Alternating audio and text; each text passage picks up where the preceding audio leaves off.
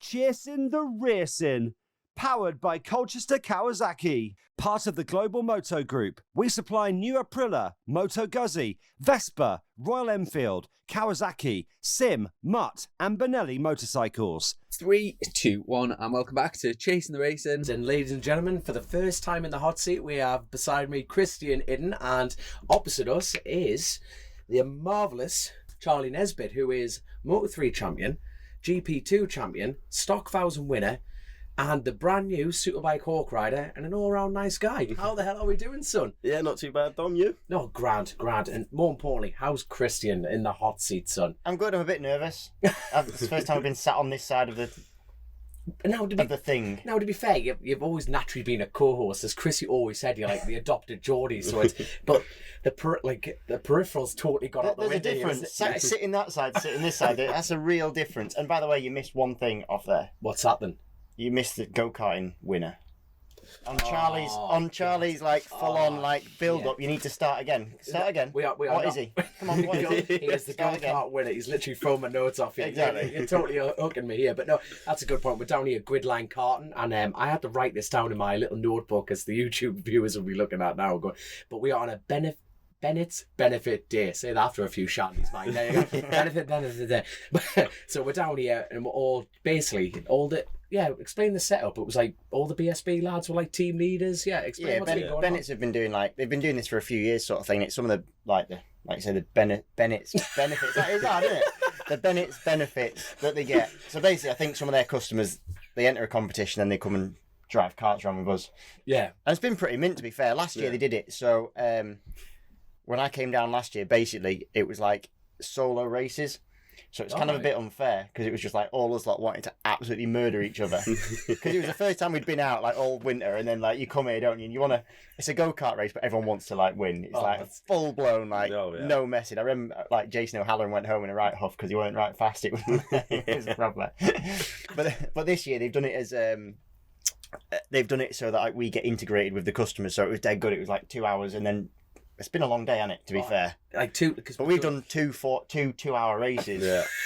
Plus 40-minute quality as well, wasn't it? I'll tell you what, but the best thing is you had a bit of a dabble in the go-karting world. Like before we go in that, like that, the normal regime of like how did you get in a race and everything like that. But quickly explain your go-karting connection. Did you work in explain it, mate? Yeah. So when I left school at 15.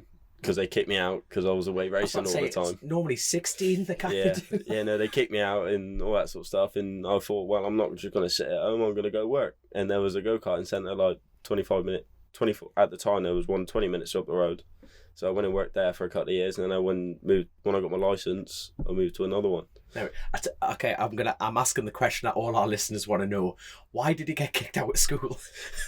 Well, I was just way racing all the time. I was in the Spanish Championship at the time, and they didn't like it. Yeah. All right. Yeah. So you didn't beat up the fat kid or anything like that? No. It's just not that they caught me with anyway. But you weren't a bully or doing anything behind the bushes, but no, just literally committed to the racing. I'll tell you what. Before we'll naturally go into that, but let's talk about what the hell? When did you start racing, and how did you get into racing? Well. Basically with mum and dad and that, because mum had 2 previous kids from a previous marriage and all that sort of stuff. And dad went to take my oldest brother karting to build bridges because he had a good school report and all that sort of stuff. And they just brought out the new mini motos at that time. And he was like, oh yeah, can we go on them? And he turned out to be quite good. He went up to Grand Prix, British Jeep 125s and all that sort of stuff. And I've been in the paddock since I was 6 months old. This is your brother? Yeah. I had no idea. Yeah, he raced with Crutchlow, Stoner and all that in Super Teens. The lot. Jesus. Yeah. Mega. Yeah. What's he doing now? Tarmacking. I'm glad for this company. All right, I'm glad you laughed before we did. You know what I mean? Something totally different there. No, right. So why did he stop? I know this is your story, but we're going to talk about your brother for a minute. Yeah, no, he just I think he just sort of fell out of love with it. And just sort of fell into the wrong crowd and stuff like that. And then, It's funny though, because that's kind of how Danny Kent started his thing. He was like, they were going to go, it's a bit off topic, but they were going to go-karting or something, and the go-karts weren't running. Right. But they went, we've got mini motos running. Yeah. So he had to go at it. Yeah. And that's how Danny Kent started racing. That's literally how he started racing. That's kind of similar, but anyway, off topic. It's probably at the same place at M4 pretty cool. Karting, Pretty cool little story, or like similar. Because whereabouts are you from? I'm Swindon. Swindon. You don't sound like you're from Swindon. No. You don't sound like you're from Swindon. Give me your best Swindon. Give me the local twang. Go on. The local twang? Yeah. For the rest of this interview, mind. You know what I mean? I don't want you to do a one-word thing. You've just got to go straight into it. Yeah, they're all like roadmen and all that sort of stuff down in Swindon. Yeah. Yeah. Giving it the old stew, but you know what I'm saying. Giving it all of that, no. So you're posh then, in like comparison, you're massively posh compared to them. Well, I speak normally compared to them, yeah. I like it. So did you end up piggybacking off the back of your brother doing something? Is that how you got started? Yeah, so Ben was obviously racing and all that sort of stuff, and Dad, I was in paddock since I was 6 months old, so it's all I've ever known and all I've ever wanted to do. So when I was 2 years old, Dad chucked me on a bike with some stabilisers, roped around the exhaust and a screw in the throttle as a restrictor, and mini motos. Yeah, mini motos on a little baby bladder, yeah. So you'd like straight, like didn't even go into the motocross route or anything like that? Because how did you start off again, Christian? You started off in the motocross Just world, motocross, yeah. And what age were you? We can only start racing at 6. So I was riding a bike from, there was a place near us called Peakdale, which you could go and it was a disused quarry. It's actually closed down. It's such a shame because it was so many locals went, but it was, from Pee-wee. I was basically on a bike from like 2 years old because you could get on one. A similar thing, like a little mini motor with stabilisers on and a screw in there. I don't know, it must be one of my first memories, but I can remember the screw in the thing that was like 6 holes. And obviously they give you a bit of restriction. Yeah. At what point did you figure out the restrictions were there? You know, at 2-year-old, they're like, no, I'm trying to, I can't remember anything past like 20 minutes ago. I can't remember any laps around here. But like, a 2-year-old, can you remember? I can't remember anything from 2-year-old. I don't know if I can remember 2-year-old, but I can certainly remember looking at my little bike and seeing these little hole things where the throttle body is. Yeah. I mean, I didn't know it was a throttle body at the time. I wasn't like, I'm not that twist that and go. Yeah. Is that slowing me down? Imagine you two, a 2-year-old. This is how flipping technologically advanced I was as a kid, and still probably am, to be fair. I remember once my dad said, you need to wash your motocross bike. I was like, right, I'm going to do, like, there's one thing he never does. He never cleans the real dirty bit at the back, right? And I thought he was going to be so proud. I stuck the hose pipe in the exhaust. Thinking he was going to be so proud of me. Because I thought, daft bastard never, I didn't think daft bastard at 4 years old, but I thought, he never cleans that bit. I don't know why. lazy left the hose pipe running, and then wondered why they got the big old backhand when he came out. My Malagutti's upside down for 2 days, like trying to expel water. Absolutely class. But what was the age gap between you and your brother? Ben's 10 years older than me. Holy crap. Yeah. So like you say, he was like, when you started at 2, he was 12. Bit of quick maths there. I like it. I'm on it. They are. That's me peaked with maths, by the way. But like, was that just like, was he idle at that point, kind of thing? What was your drive for that? To be wanting to get on a mini moto? It was, I wanted to be a part of everything. At that age, you just want to do what everyone else is doing. My dad was racing mini motos at the time as well. Yeah. How old is your dad? How old is your dad now?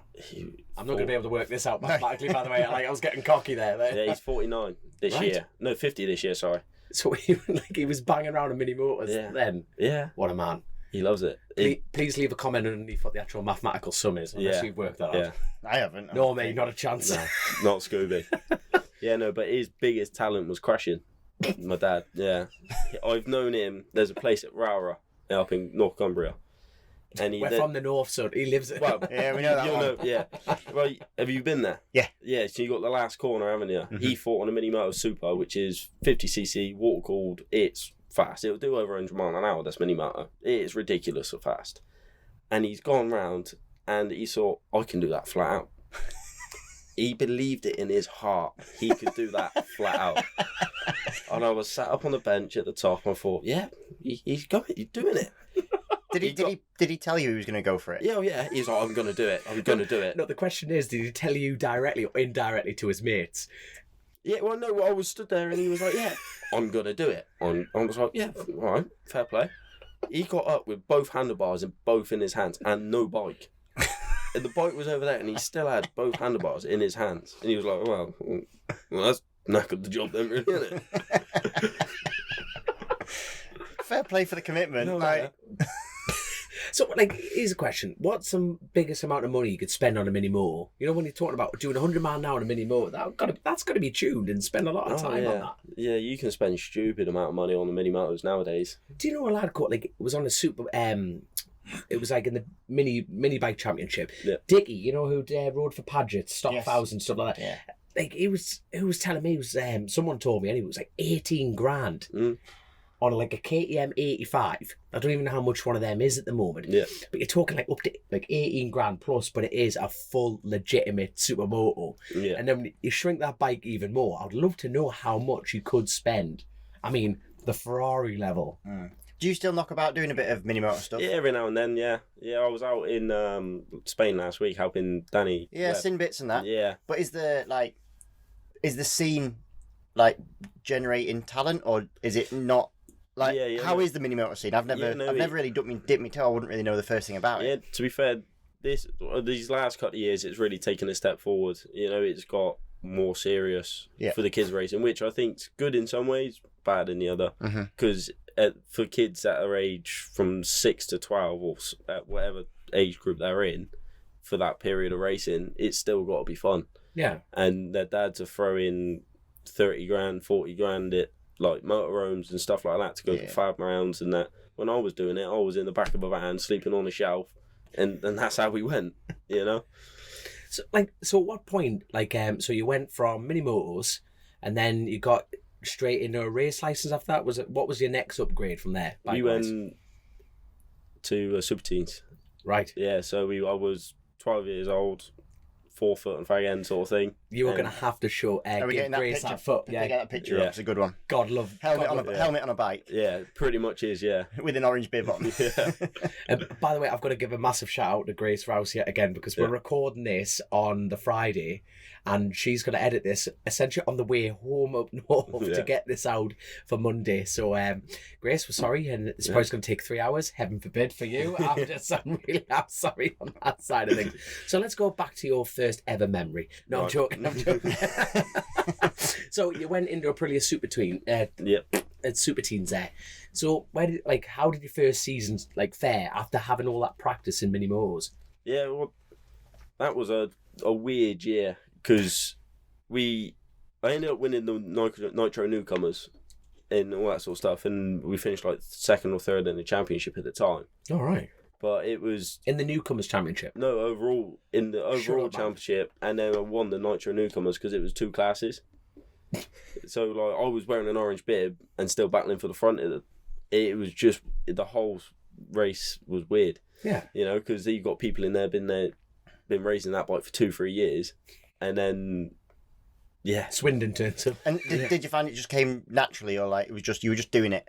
Yeah, it was just I didn't have a clue what I was doing at the time. But you tend to do that, don't you? My early race memory is a bit like that. It's almost easier because you're so green, you don't know what's going on. But when you fast, sometimes you just fast, aren't you? Yeah. It works. That's cool. But it's I tell you what, I'll end up going down this rabbit hole. Me and Chrissy always did. But it's like, do you lads believe in natural talent? I think so. You got to have an extent of natural talent, I think, to be able to ride fast. Yeah, I fully agree with that. There's definitely people that will never be successful at something, but it's no different to if we went and did something else. We wouldn't have natural talent at another sport, I don't think. No. I'll never be a footballer. If I trained every day, I would never be a footballer. Absolutely not. So, but then I think there's also that middle ground where there's people who have a reasonable amount of natural talent, but then can work their way through it. Yeah. And sort of learn. Especially, personally speaking, I think it's different motocross. I think that is a lot of brute force natural talent making it happen. But tarmac, it's a bit more of a finite thing, and you can actually learn the skill over years and just get them. It's them little bits, and you just chip away, and actually you see people and they do chip away over the years, and all of a sudden you're like, oh, that guy's just a front runner now. That's kind of how it works. But it's different to other. I think it's a bit different to other sports. But yeah. So have you? This is a good question for the pair of you. So at what point do you ever get stressed, and do you ever? No, you know what I mean? No, it's interesting because you've jumped in, straight to Aprilia Super Twin, smashed the Newcomers race, and you've won 3rd overall. And the good thing, what I like about you, and people probably, some silly people may be going, oh, he's arrogant. Far from it. what you're seeing here on YouTube, click on it, have a look at it, is you're just the same guy that's sitting here now is who's walking through a paddock. You know what I mean? Stupid headphones on. Yeah. Looking like Kevin and Perry go large. You know what I mean? Giving it one of them. A little bit like you're walking through the paddock, going, hello lads, you know, totally chilled. You know what I mean? Borderline, and do not hit me for saying this, uncalculated. You're just actually like, nah. You know, so at that point, was it just, this is a piece of piss? In that super teen year, was it just? I think it was just because I was relaxed. The way that Dad me and him went racing, it was right at this point we're still having fun. There's no pressure. There's no nothing. You know, it was was your dad? He just doesn't sound like a motocross dad. Was he just totally like? Got to say, from the outside, it looks like them to have a real nice relationship. Yeah, obviously, so. I was Charlie's teammate, wasn't I, for a whole year this year. So, you see them shit things. the bed, yeah. Yeah, don't forget. Well, again, I totally forgot about this kid.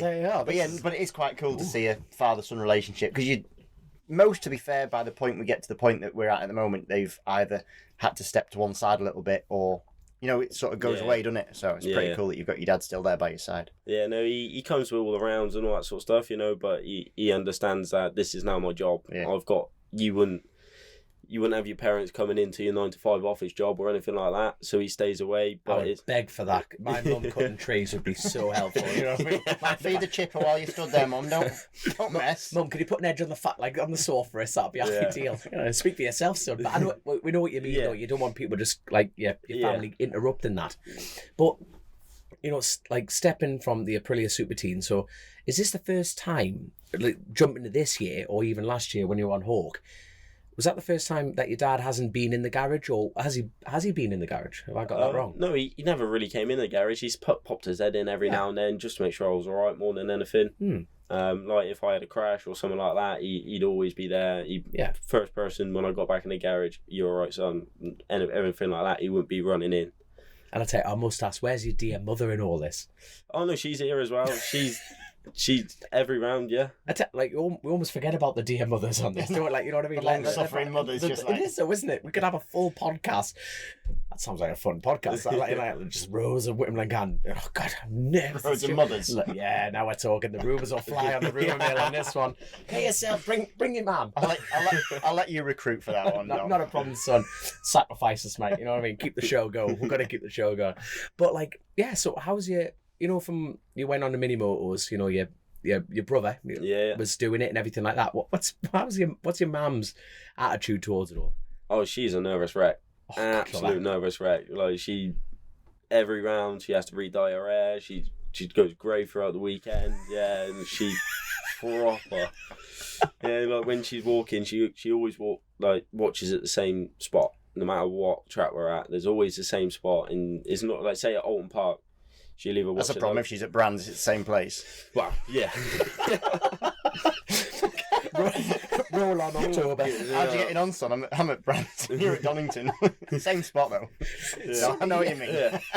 But yeah, in a different circuit, she's got 1 or 2 spots. Yeah.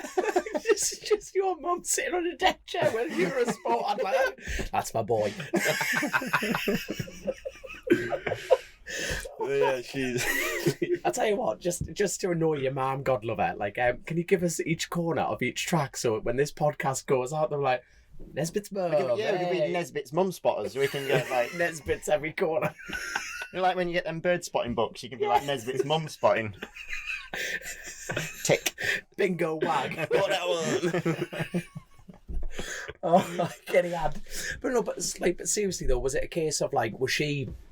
I feel like we're kind of picking on your mum a little bit here, but it's. Was she just totally relaxed about you actually even getting on a bike, or was it quite? I'm not sure about this. Yeah, no, she supports me in everything that I want to do and everything that I actually do. And there's no, you shouldn't be doing that or anything like that. I don't want you to be doing that or anything. She's like, if that's what you want to do, we will support you. Class. 110%. And you mentioned it briefly. I interrupted you as I always do, but Spain.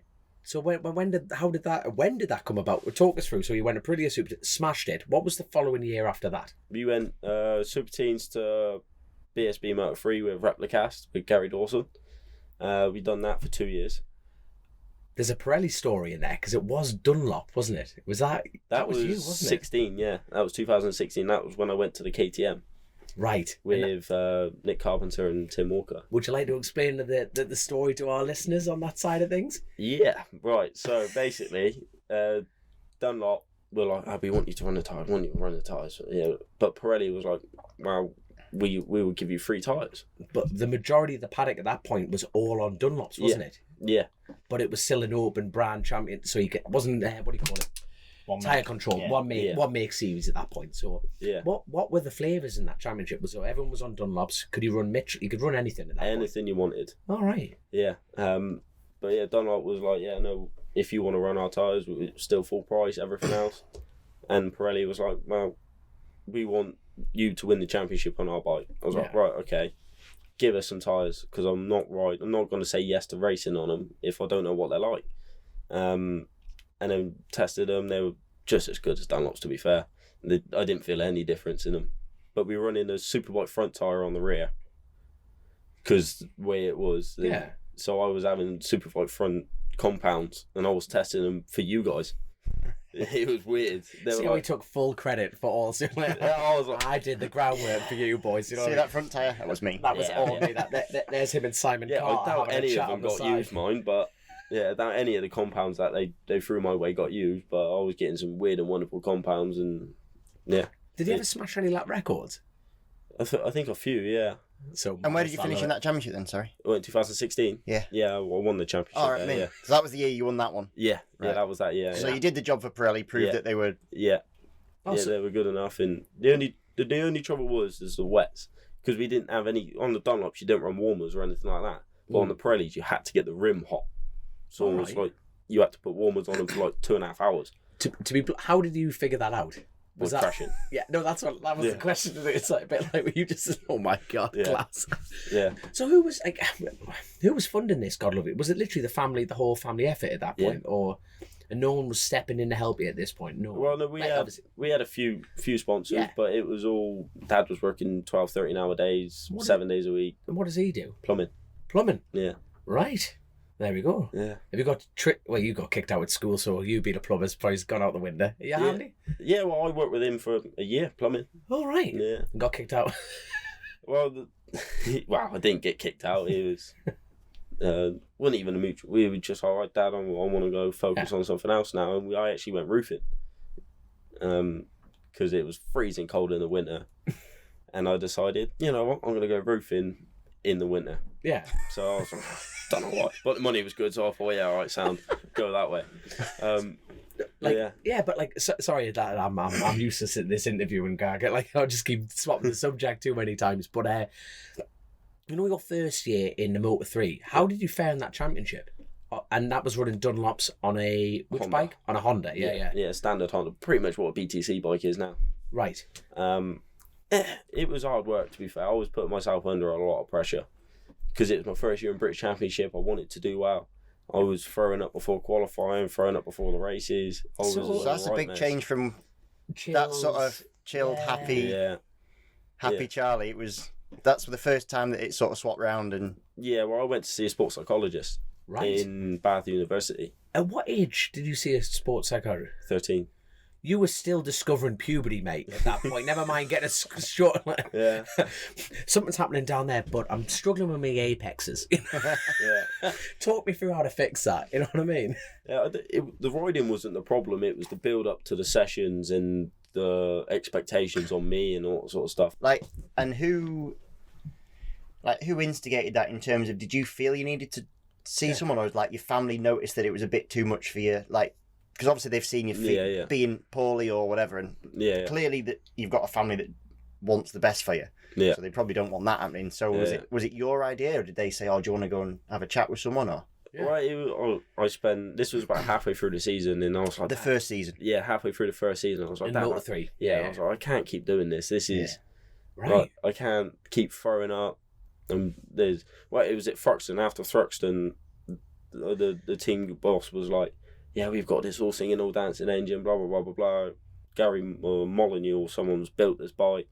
It's an absolute conker. It's going to be like 55 horse out of a standard Moto 3 engine. And I was like, well, that's never going to happen out of a Honda. It's just not. And I ended up finished like 7th or 8th, which for the time, which was about right for me. But I was just absolute busting a ball just to even get there. And then he come in and sacked me straight in there, the team boss.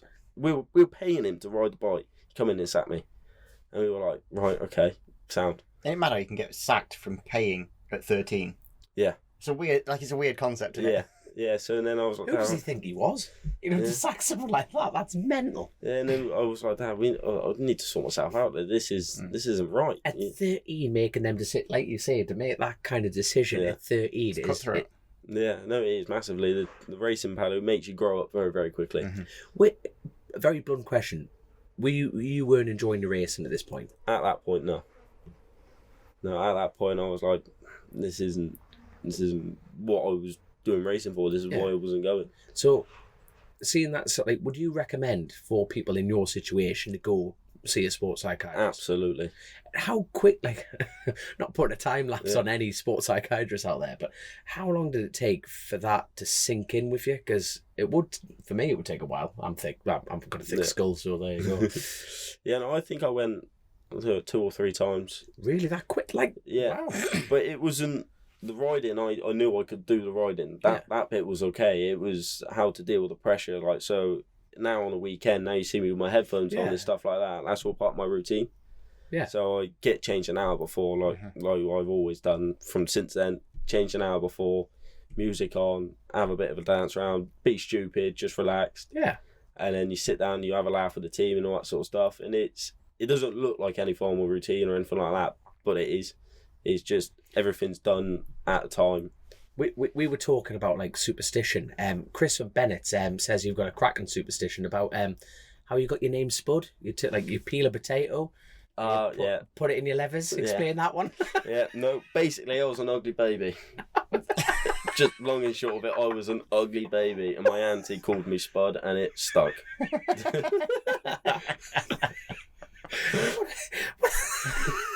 Tough life in Swindon, you know. Jesus wept. Brutal auntie, isn't it? Is that on your levers, or you just got Nesbitt? Or was it? I've just got Nesbitt now, but yeah, for years and years and years, I had Spud on my ass. Spud, everything, the lot. Evil cowback. Do you get on with it now? Or? Is she a looker, or can you give it back? Or what? No, I give it back. It's all right. Yeah. You look like I ran over lasagna. Wind your neck in. I'm a BSB rider now. Hope your nan watches this. We're going to get 1 dislike on the YouTube. Bing, have some of that, son. Now ask another question. I'm still laughing at his auntie. No, I honestly think this whole so you say you work to get some kind of intervention, or they obviously decided you need some kind of routine to get you out of this mindset, whatever you're doing. So was it because 3 or 4 sessions seems like a really short amount of time. Yeah. And was it a light bulb moment that one thing sort of struck a chord, or just how did it? And did you literally go to the next race or whatever it was? Because you just said you've been sacked, so then you also must have found another seat, did you? Well, no, we ended up speaking to the guy who ran the team and all that sort of stuff. Everything calmed down. Right. They had the bike dynoed, and it had less horsepower than a standard motor. So then he apologised and everything else, and then everything carried on. And on that lesser power bike, where were you faring? Where were your results at that point? I think in the first year, I managed to get a podium. Bloody hell, man. In the first year, I was a single podium. That's amazing. And that was at Donington, to be fair, yeah. And how many, when you look around the paddock as a 13-year-old, how many people were doing the same as you, throwing up, nervously, Not many. That's mental. Because that would have made it worse in some ways. It's why is everyone else not stressing out and getting... Here's a good question for the pair of you yet again. Superstitions. Now, if you missed that rhythm, you're getting an hour early, headphones, having a joke.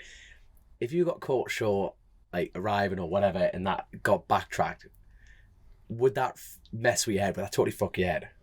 For me, not so much, because there has been times where I've been late or missed something, or something's gone... It's a busy paddock, isn't it? You're always getting, you're flat out, you lads. Yeah, so for me, it's, miss that one, next session, won't miss it. Yeah. And I'll make sure I don't miss it for the next session, Because you're a bit superstitious, aren't you? We were talking about this the other day. Like, Yeah, look, I have loads, but I think the longer you race, the more you end up with these superstitions. Yeah, Like, you've got mention the tin thing.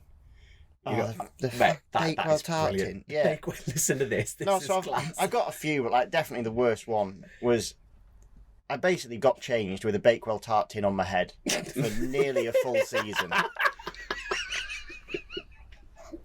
Like, and it's really hard to get your kit on with an upside down Bakewell Tart tin plonked on your head. That's the best thing I've ever heard. You're like, what's wrong with this, lads? You know, it's quite hot. Totally normal. And it stemmed from, right, so I had a Bakewell Tart that I was going to eat, right? And my mate came to watch me race and he ate my frigging Bakewell Tart, but he left the empty tin. And when I asked him, who's eating my Bakewell Tart? Oh, I did. I went, well, that was my lucky Bakewell Tart. So I decided I'm going to have to like wear it now when I get changed. So I did. But then it carried on. Like, this frigging Bakewell Tart tin, empty, because my mate had eaten it, lived in my caravan for like 6 months. And then thankfully, I don't know who tidied up, but someone tidied up my caravan one day and lobbed it. But no, I was actually quite glad. I was like, oh, thank fuck, I don't have to like worry get about changed with a Bakewell Tart tin. It's only one of them, like, you know, them tin foil small Mr. ones. Kipling ones. Yeah, exactly. That's what it was. Other brands are available. Yeah. To be fair, it probably wasn't Mr. Kipling. It was probably Aldi or some shit. You know, it was like, no, we don't do Mr. Kipling. I wonder, you know, when you were beating people in that like level, you know what I mean? Like, you're winning races. I wonder if people looked at your motorhome and just started going, what's going on here? Yeah, how many other people went and got munch on a Bakewell Tart and going, I'll show him. I hope other riders listen to this going, I can't believe I did that. I feel like a right prick. 100%. So, where were we? So, sports psychiatrist, and then did you see like an immediate fix at that point and just go, when did it change? Was it the KTM swap that just dramatically just went bang? It was during that winter. Yeah. Like between the first and second year. And then I think I grew up a little bit and doing the routine that they've been telling me to do. I sort of grew up, and the next year I was just a little bit more relaxed, a little bit more confident in myself and my abilities. Went from there. And I've got to say though, because like jumping in, Charlie's like was my teammate this year or last year, whatever.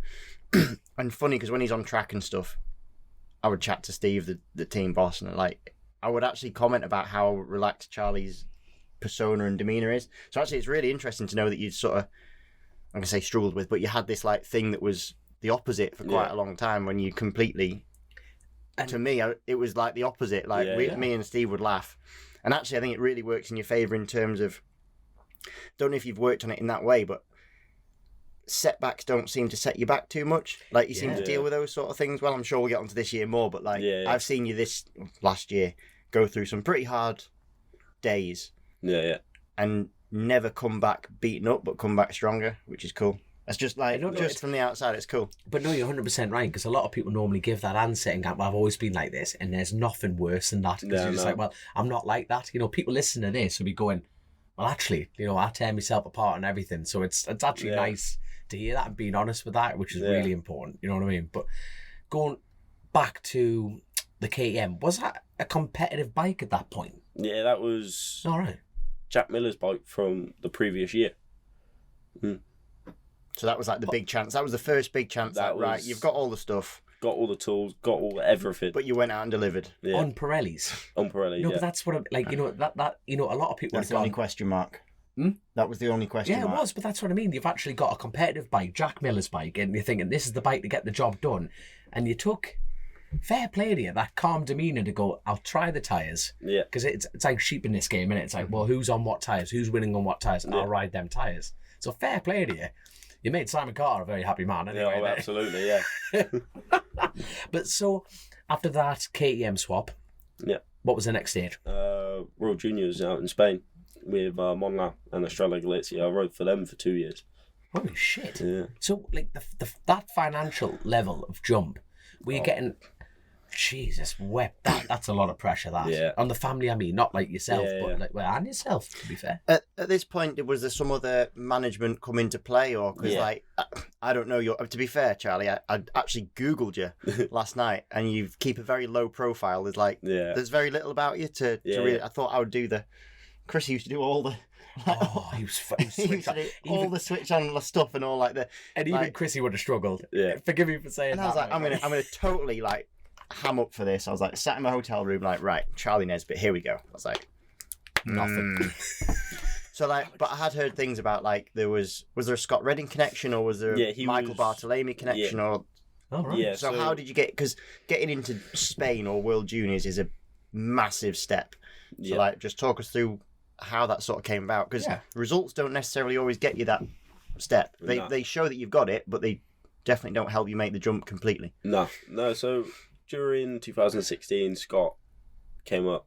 Well, it was even before that. It was my first year in Moto 3.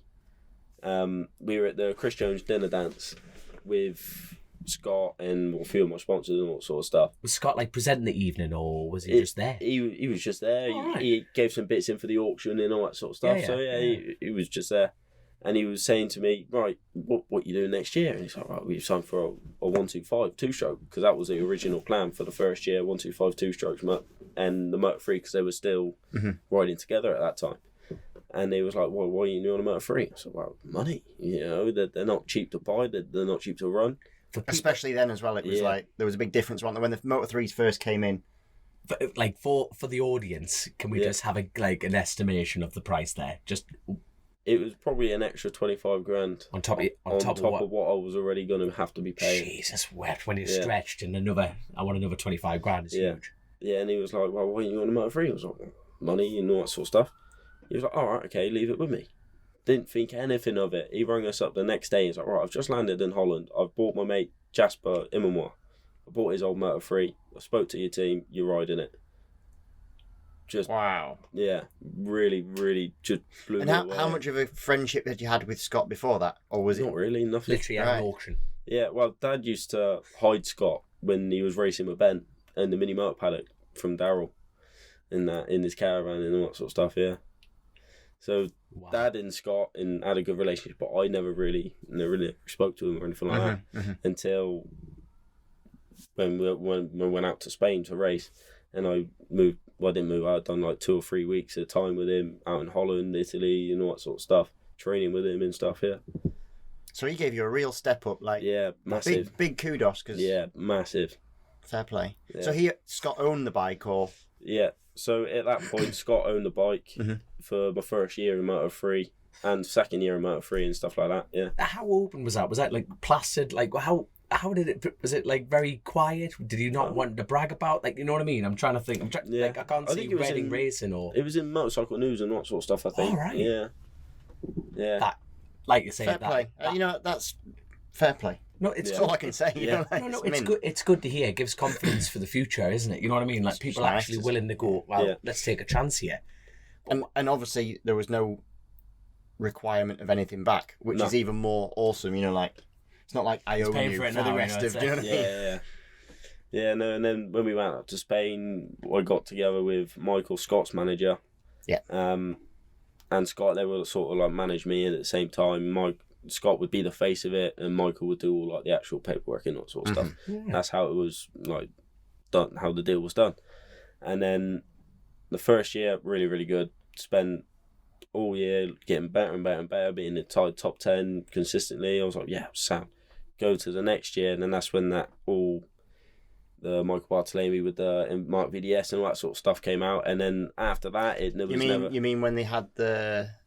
What do you mean when it came out with Mark VDS? With the Hondas, with the bikes, and Michael, with the beat. I think it was in Bessemer. I don't know if that's the right So word. you mean when they had the separation, basically? Yeah, when Michael went one way, VDS went another. There was an issue. Like Michael Bartolome had a bit of a, don't know, like because he's still knocking about, and he's still Scott's manager. But there was a very, it was pretty public at the time, wasn't it? But him and Mark VDS were basically running the show together, weren't they? Yeah. And then they had a disagreement about where some money went, I think, on it. Yeah. Basically.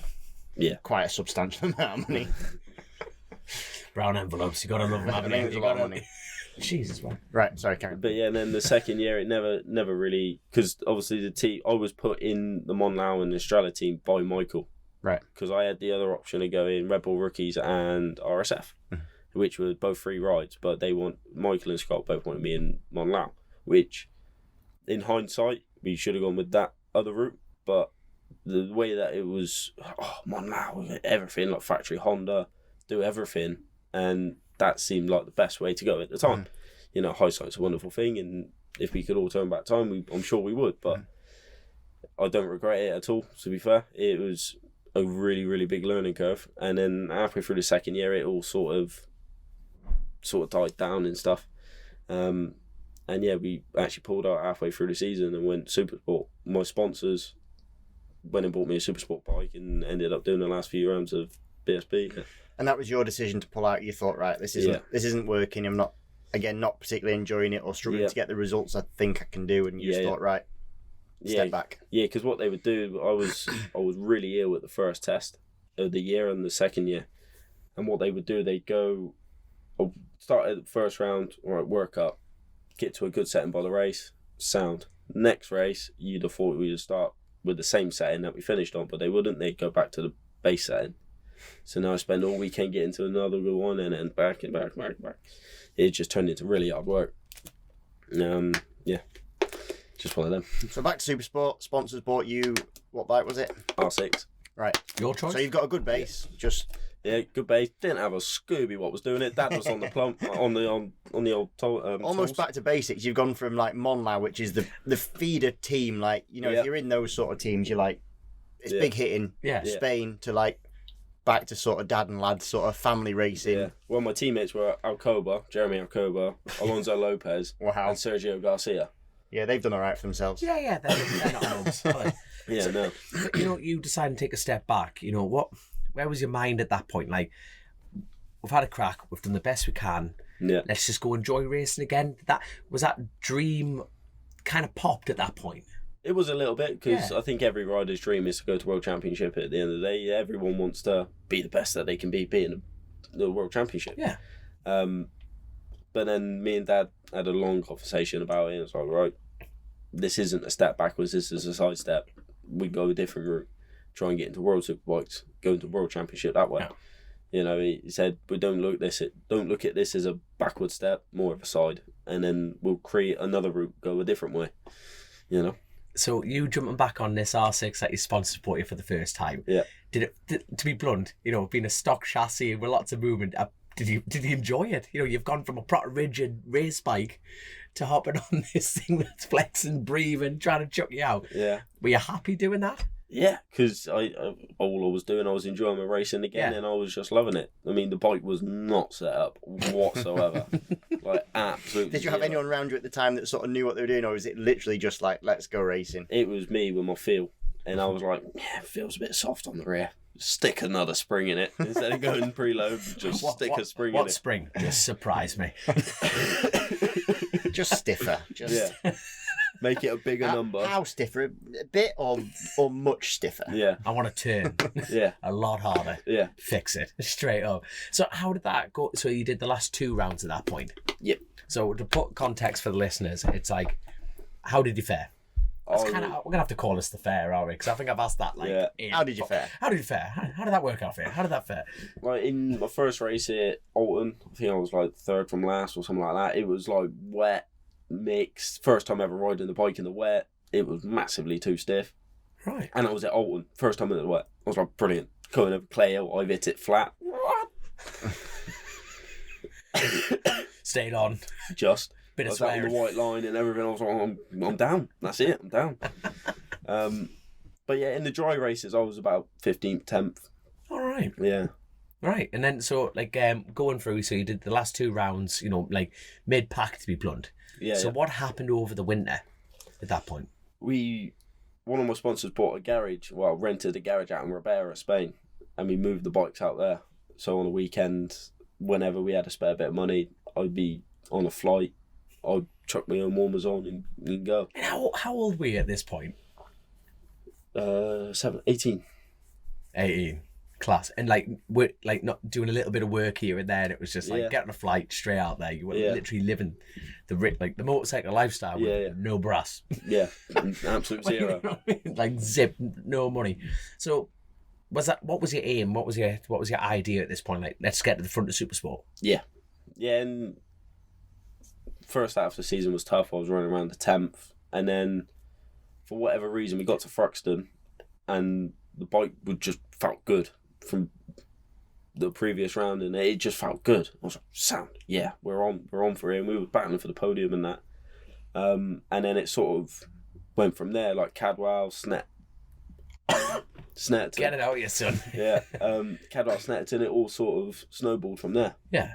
And yeah. So when did the GP world start getting knocking on your door? Was it that following year? Yeah. Right. So we get it out of you. It's all them fumes for the go-kart, and that's the thing, isn't it? You know, suck it up, son. Suck it up. But so which team was it for the GP2? First year in 2020 was with the Quattro Plant ABM on the Triumph. Right. Yeah. See what was that? How many years did you do the GP2 champion? 2 years. 2 years. Yeah. So you're a lot of momentum. I like it. You know what I mean? Don't rule you out for the first year. Yeah. Because the second year, were you on the Calyx? Calyx, yeah. The Calyx bike, yeah. So because that team's had a lot of success with that GP2. Yeah. Yeah, they've had a lot, haven't they? I think they've won every year except one. So who's been on that bike? Then let's go through who's been on that one. Say, Josh Owens. Kyle's been on it. Kyle. Yeah. Me and Jack Scott. Oh, because obviously they won it this year, didn't they? With Jack who's stepping up. And the only year that they didn't win it was 2020. Mason Lawson. Yeah, Mason Law. Yeah, Mason Law won it. Yeah. On the Spirit bike. Right. Bloody hell. Where the hell are we in the world where something's dinging in the background? It's the end of the world, the hell drums. But like, did the team approach you, or did you have to approach them? It was a bit of both, really, because we wanted to be on that bike in 2020, but the way that the sponsors were, they didn't want to go. They want me going GP2. They want me staying in Supersport, and loads going on. And by the time we actually decided, right, no, we're going GP2, it was like February, and it was the only ride that was available. So yeah, it was a bit of a right. Let's go riding. Yep, sound. So like, you know, at that point, was it like? See, you were saying before, like, your aim was to be in Worlds. Yeah. You know, in the Superbike. Was the Superbike thing, like, always on your mind? You know, it's like the Red Bull Rookies thing, you end up going down. People don't really think about the Superbike route at that level. You know, when you get in the, like, I want to be at the top stage, it's like straight to MotoGP, and you almost, without sounding stupid, which I do sound all the time, but it's almost like not like a Superbike. You know, you know what I mean? Well, it's like the bike, isn't it? You know, you wouldn't class that. I wouldn't class that as a. You know what I'm getting at? Yeah. No one else is, but you are. You know? What the fuck are you on about here? So, like, stepping up, like GP2, you won that championship. Yeah. What was the next door that opened after that? Well, I had nothing. Absolute zero. At the end of 2021, I had nothing. And then... Which is mad, isn't it? Yeah, it's crazy. Absolutely crazy. Pretty much what I said before, it doesn't guarantee you. No. People think, you just get stepping stoned. And it is totally not what racing's about. Yeah. Like, it should be, but it just doesn't work like that. Yeah, and then Tim Walker was like, what are you doing? What's the plan? Don't know, Tim. Got absolute zero. I don't know what I'm doing. And you'd put the feelers out and just nothing was coming back that was... All stuff was coming back and it wasn't possible. Yeah.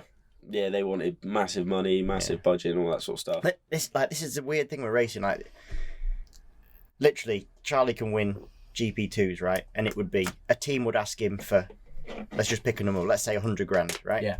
But literally, the man off the street who couldn't win anything ever would probably only get charged 150 grand. So for all the effort and being as talented as it is, literally you've just saved yourself 50 grand, which to be fair, you could just have last year off. Yeah.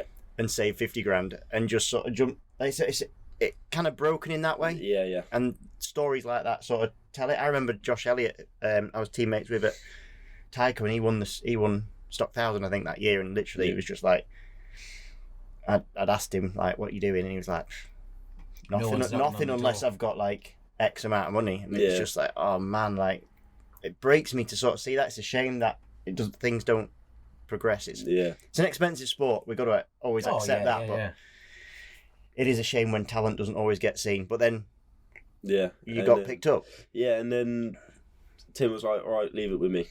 And 2 hours later, he was like, all right, go get some jeans on, go down to see Steve at Hawk. Mm-hmm. And you've never met Steve at this point?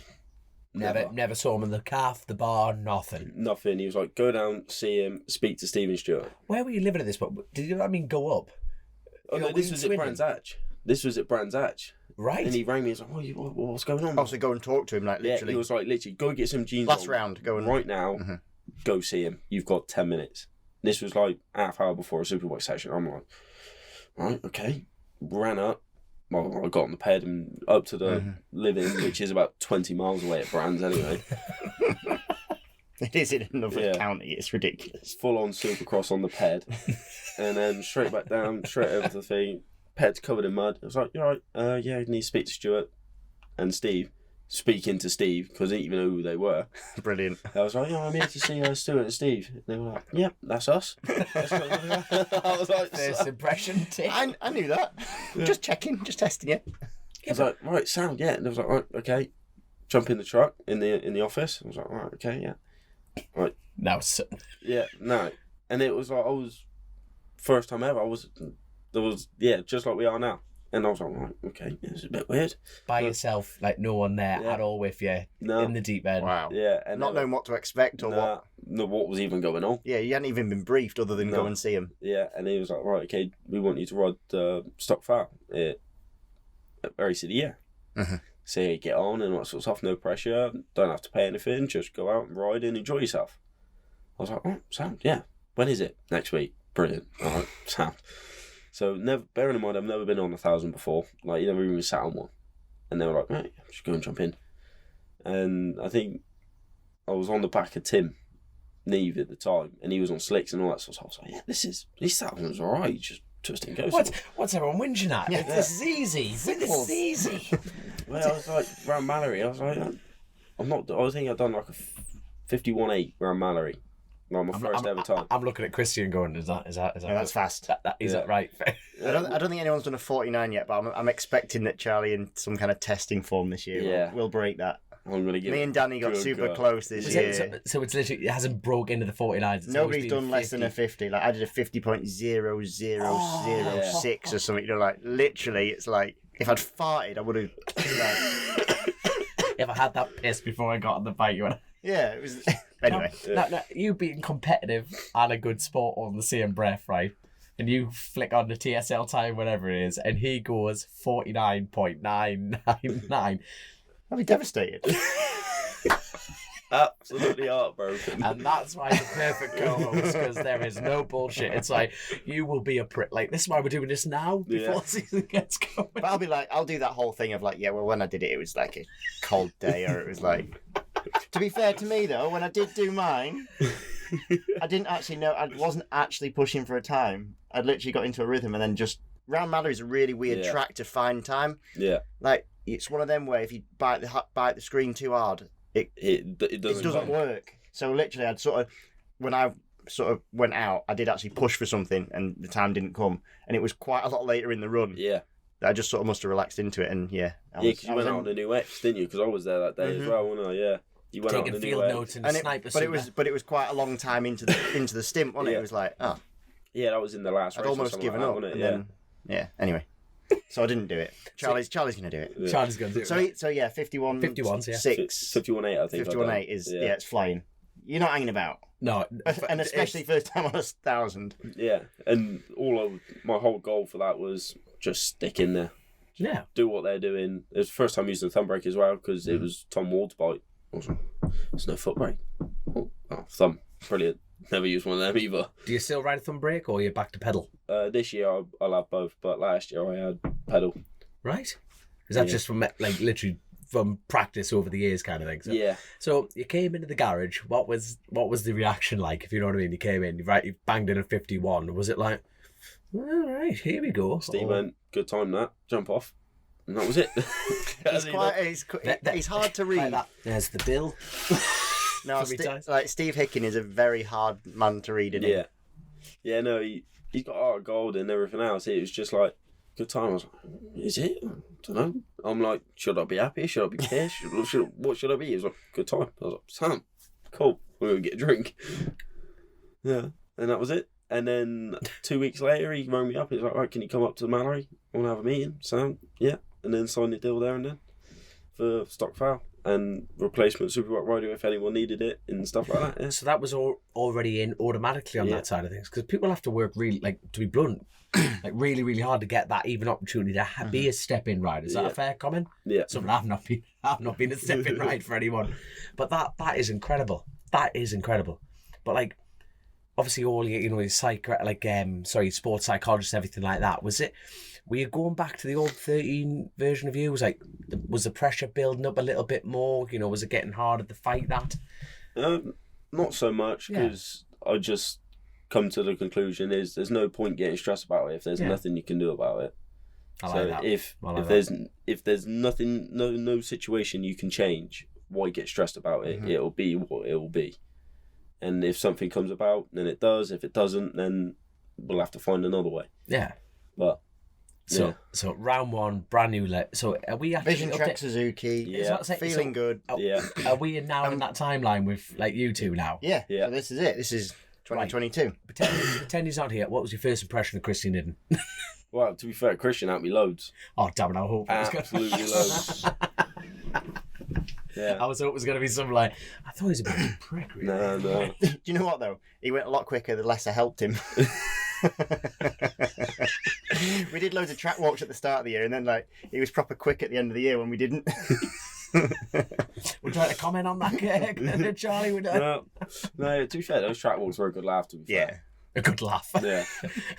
I remember the lols. I can't remember the apexes, but I remember the lols straight up. But going into the start of last year, what were your sort of expectations, or did you not go in there with any expectations? Was it just see how it goes and see how it goes? Well, the trouble is I had pretty decent testing. I was always around the top 5, top 6. Mm-hmm. And I thought, like Silverstone as well, I thought if I can just save my tyre, I might even be able to push for a podium. I was like, that would be amazing first race.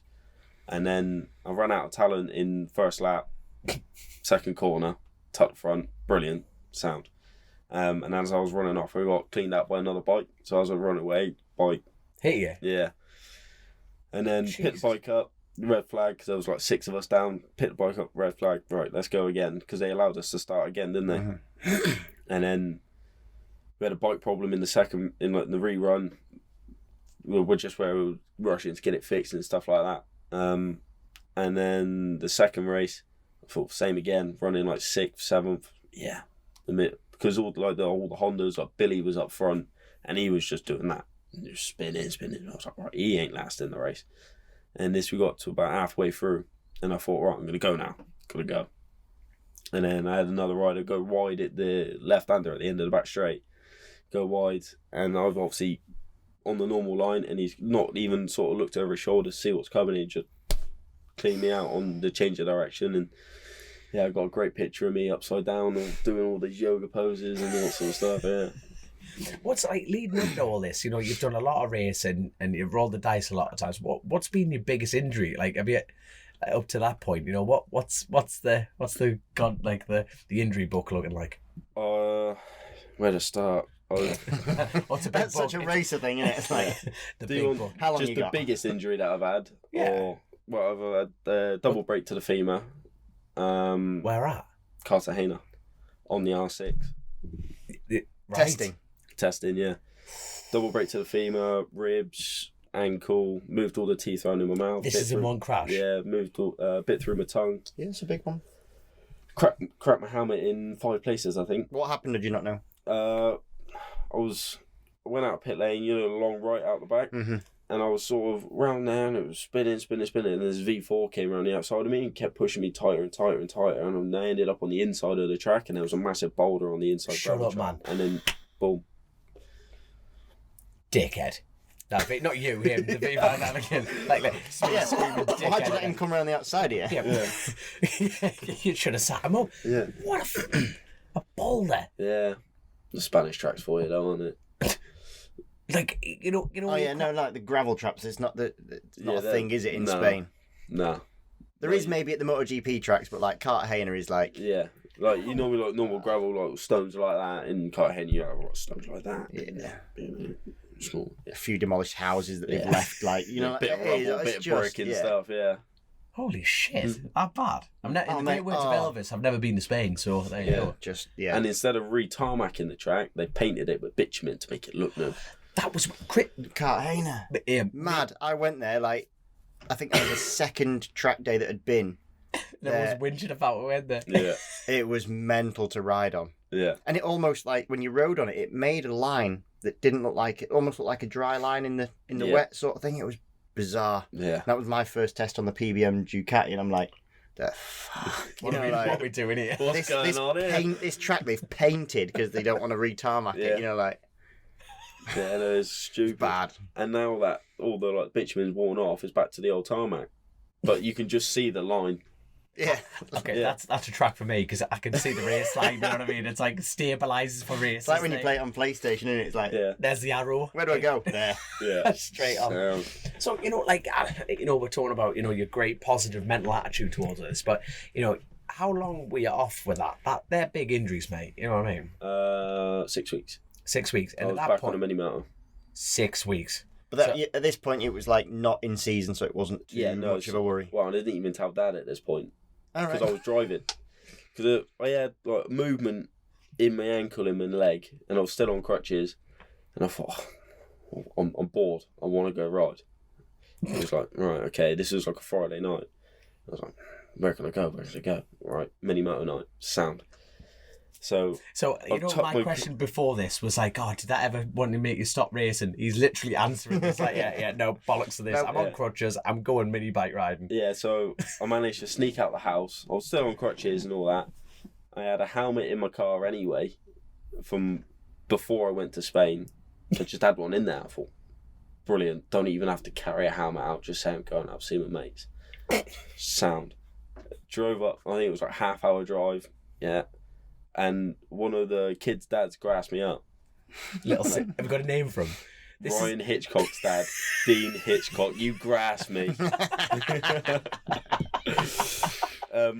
No one likes a snitch, son. Yeah. And I would just put my helmet on, put my sliders on and that sort of stuff. And I was rolling out of pit lane because I've been obviously doing everything the physio's been telling me and that sort of stuff. So it feels all right, this actually. And then I came out of pit lane and I looked across and I see him on the phone. And I thought, you've done me there. I knew it as well. And then I came in and Dad was like, so what are you doing tonight? I don't know, Dad. Because I had to go outside because obviously the noise and that. So, what are you doing?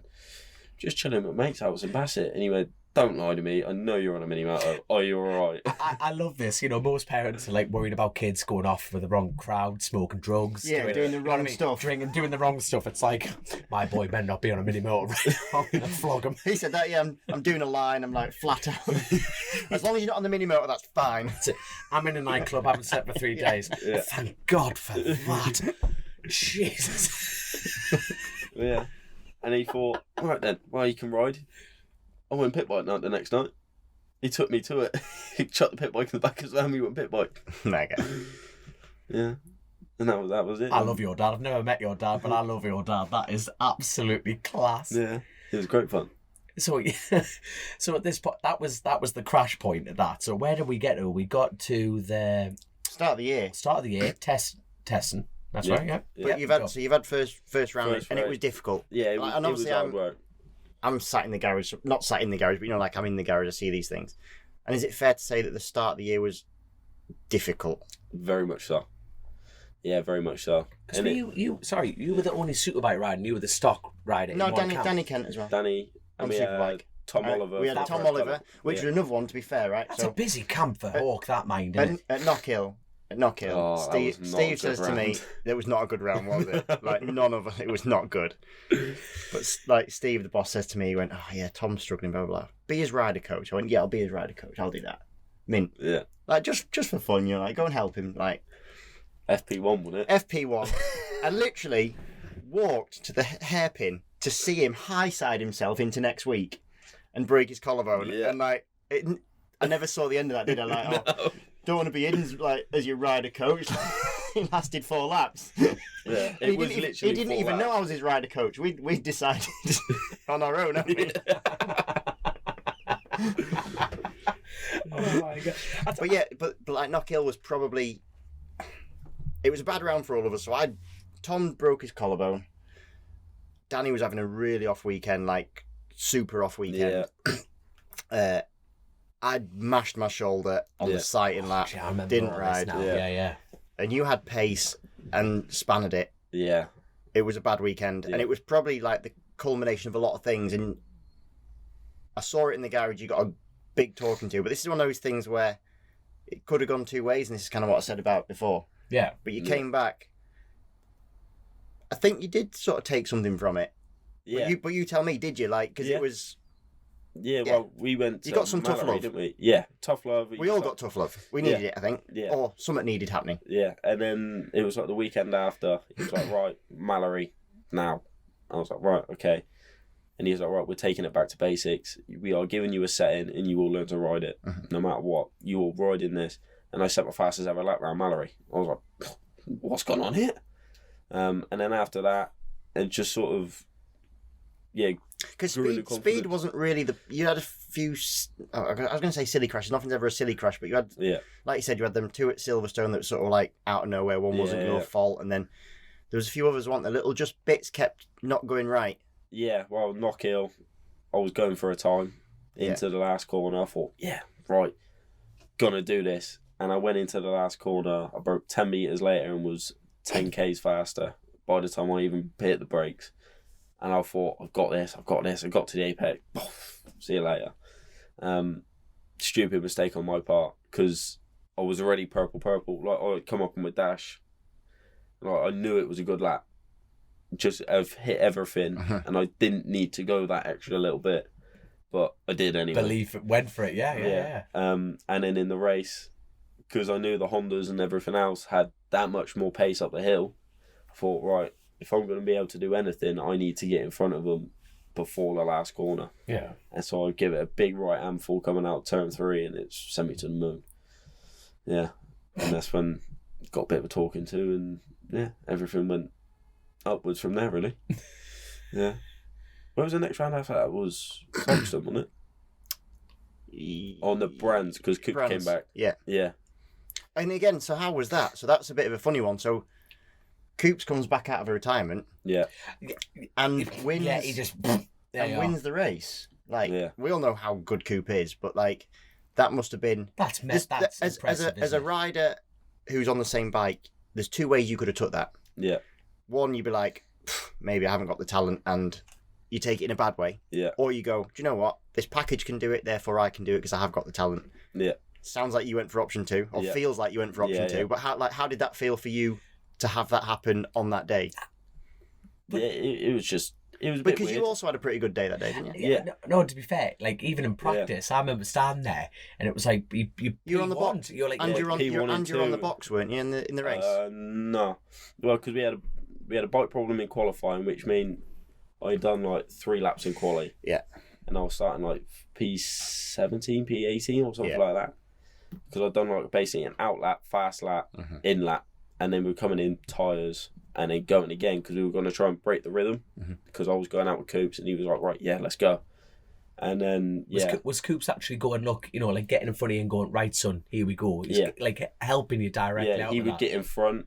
Like, so I would go out in front and push as hard as I can. And then, because he was a bit quicker than me, he would go out behind me, catch me, pass me, and then he would keep going. And then I would just keep on the back of him, Yeah. Which, how teammates should work, I think.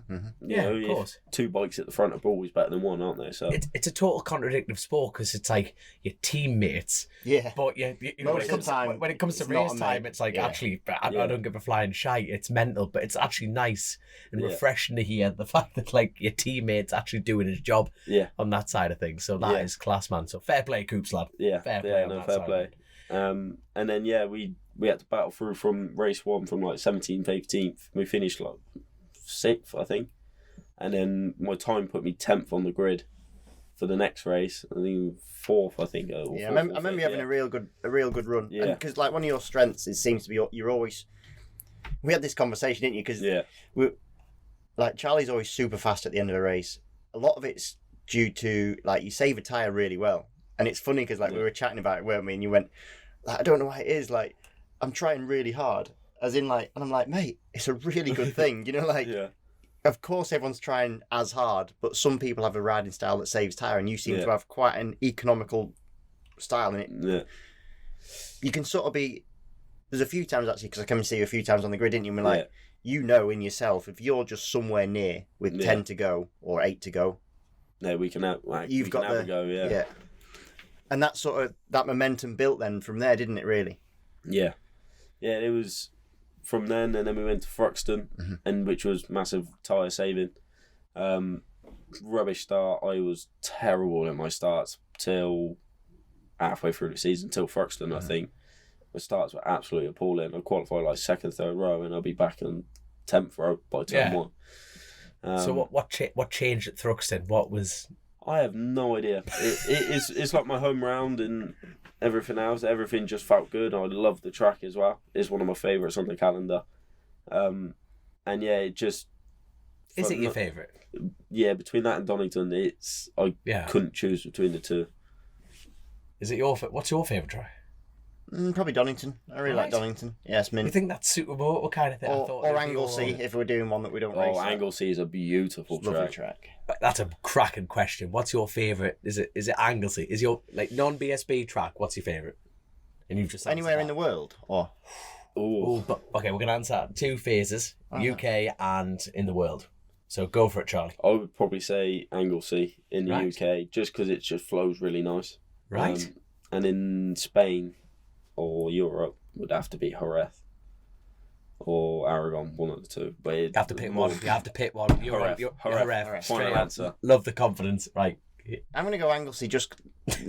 I hope someone from Anglesey's going, fucking look at us. Yeah. Damn right. It's also mint. It's like it's a really shit Phillip Island. You know, like the Welsh version of Phillip Island. It's just sheep instead of kangaroos. Yeah. 20 degrees colder. Yeah. And probably Istanbul Park in Turkey, which we did in 2013 or something on the MV World Supersport. Yeah. Mega track, like massive track, which we just flat out on a 600. Mega. They're mine. Yeah. I like it. I'll tell you what. Have you heard that new breed that's come out? Breed of what? No. Well, you know, there's a different. Like it's a kangaroo. Can't get out. Oh, damn it, he's calling me off on it. Damn it, there you are. I was going to get a shitty little piggy joke in there. Damn it, totally bollocks. Do it again, I want to hear it.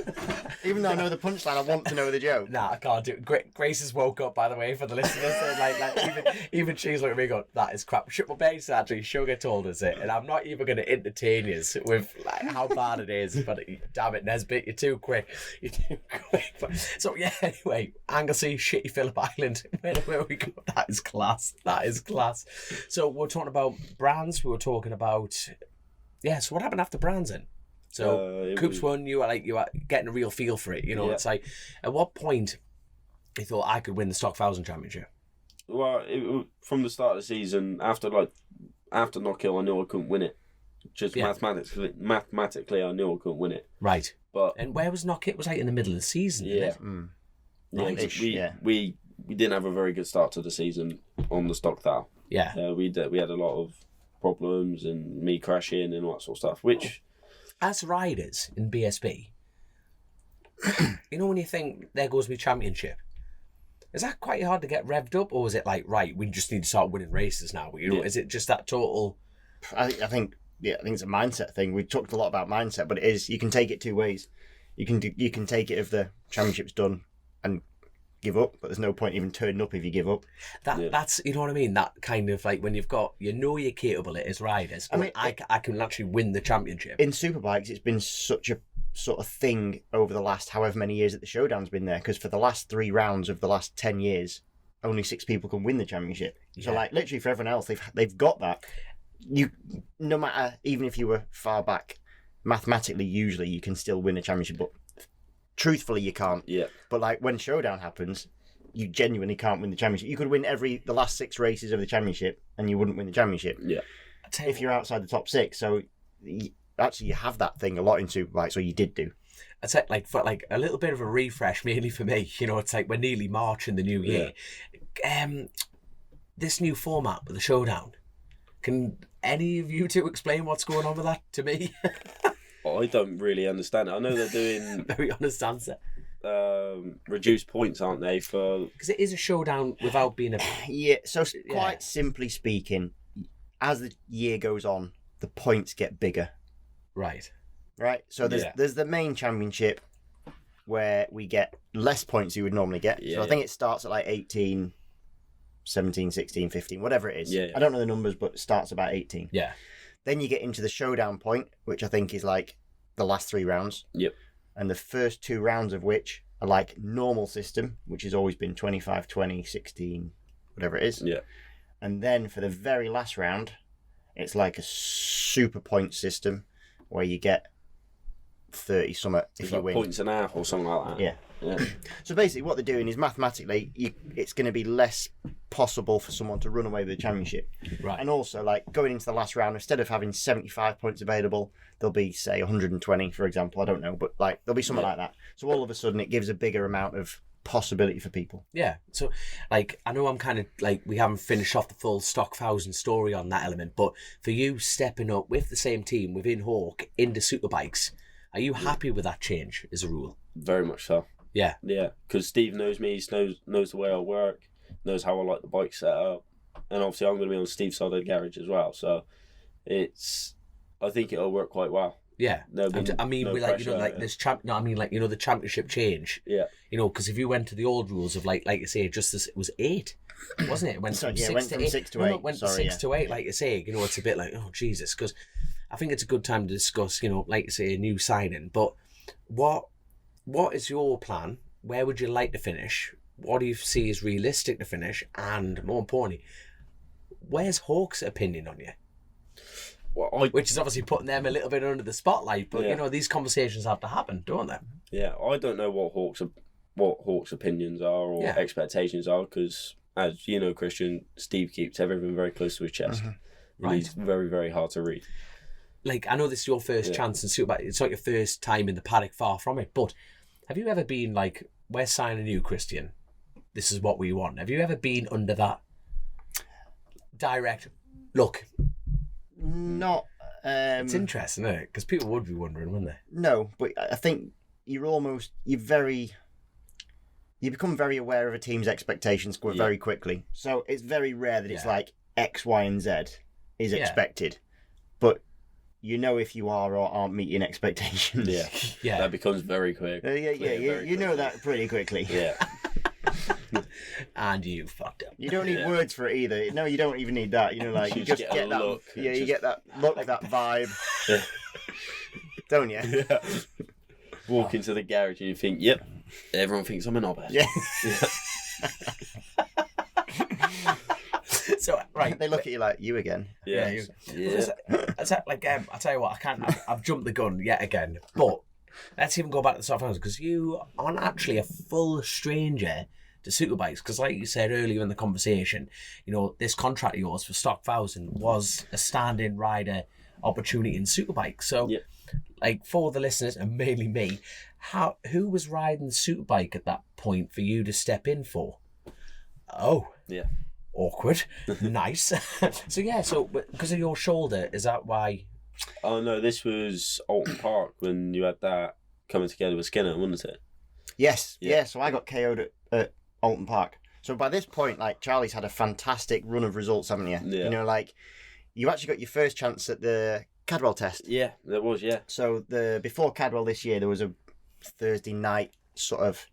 I think they give it us just because Cadwell's such an anomaly of a track. They sort of give us an extra session to sort of get your eye in, because it is a special place, like. Yeah. And obviously Steve wheeled out another bike for you, didn't? Yeah. And let you have a run out for. You didn't have loads of time on it. I think you had like 35 minutes on it. Also. You got a run, and then actually had your best Stock 1000 race by a country mile. Like it was an absolutely perfect. Oh shit! way to first win, blitzed it, came through a few guys. Yeah. Like did it all just feel right, or like what was the? Well, we went testing there a couple of weeks before, and I knew I must have been doing all right because I had all the Honda lot stood up watching, timing. I know I must have been doing all right because Juan, he wouldn't let me see the times. Yeah. He was hiding the times from me. It was just a normal track day because obviously Honda had their own session. I was just in the fast group. Yeah, sound. And I was coming over. Sorry, on a normal track day. Yeah. Was it on an evening? A track evening or a track day? Track day. All right. So, yeah, track day. and Steve, like, at what point were you aware that you were going to get on this thing? Was it just a phone call, or were you just there and go, "You're hopping on this, son"? It was at Thruxton. He said, "You stick this bike on the box twice." He said, "I'll give you a go on the Superbike." And I went, "All right, bet." Sound shook his hand, and then managed to put it on the box. He was Class. like, "Fuck's sake!" What am I doing now? So you've turned a camera on a track day. You know what I mean? And it, like, Yeah, no, this was on the Stocker, and it was like, sound. And then we rocked up to Cadwell on the Thursday, and he was like, sound, right, all the bikes ready to go, because you were testing some stuff as well, weren't you? Because on the test days you can have the two bikes, and you were testing back to back. And I went out on your setup, just chucked a set of tyres in, it was just go out ride. There was no ifs, no buts. Yeah. Do you know your lap time from that day? Has someone told you that lap time from that day? From the test, because we had official timing on that one. The official test. So this was the official test. I just want to know the Hondas, like the Honda lads. On the track day. Like, you know what I mean? Going like that, going. Yeah. Fuck. We're in trouble here. I think I'd done because I know it's. I managed to get a look at Juan's notepad when he was up with the cafe. And I was like, have a look. I was doing like low 28s on the track day. On the Stocker, on the track day. Yeah. Mental. Bearing in mind, the other people in the fast group are probably doing 48s or 58s. We are recording again. Obviously, yet again, a massive shout out to Gridline Carton because God love her, Grace, as we all know, fell asleep. And she got a message from the organiser saying, can we go home? Can we go home yet? And that is how nice these lads are, you know what I mean? Stayed. They've stayed, they haven't banged on the door, no nothing. And now they are just running out the door at this point, you know what I mean? Very, very, very happy. And so we've got the generator on, it's around the corner. So if this podcast gets short, it's because the Pikeys have nicked where the generator, and that is the end of the show. So thank you for being on before we finish this. So I'm trying. Right now, I did ask a group where the hell were we, and Christian answered that, and I've already forgotten. So where the hell were we, Christian? Cadwell, Superbikes. Yes. Charlie's. Honda were testing lap time and all that.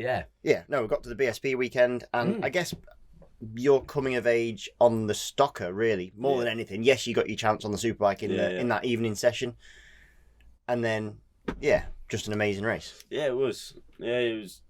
Steve was like, don't pressure yourself, just run your race. You know you've got pace, because we done all the work all weekend just out on my own. He was sending me out on my own, doing all the times, everything. He said, you know you can run your race pace and just go out and run your race. There's no one else can beat you, almost. That's what he was saying to me, giving me that bit. That's a proper G-ing up, that, isn't it? You know what I mean? He was like, no one else can beat you, just go out and do what you do best. And I was like, right, okay. Got a decent start on that one. It was like P2 into the first corner. Stayed P2 for halfway through the race. It was Toddy, wasn't it? It was Todd. Yeah, and then managed to get past Todd.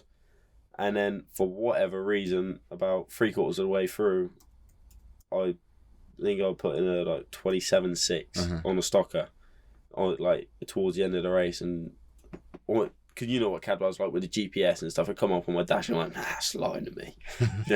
I didn't do that time. I'm good. I'm not that good. Yeah, I was like, I didn't do that. And came into Steve and was like, yeah, no, you did. I was like, sound, yeah. I don't know how good the GPS was, but I don't know if you saw the lap before it, but you went lap record and then followed up with another lap record. So that's how that race ran. I was watching it in the garage, going. In fact, I don't think I was in the garage actually, but I was messaging Steve. Whatever I was doing, I was obviously watching. Yeah. And I was watching on the screen, but also live timing. Yeah.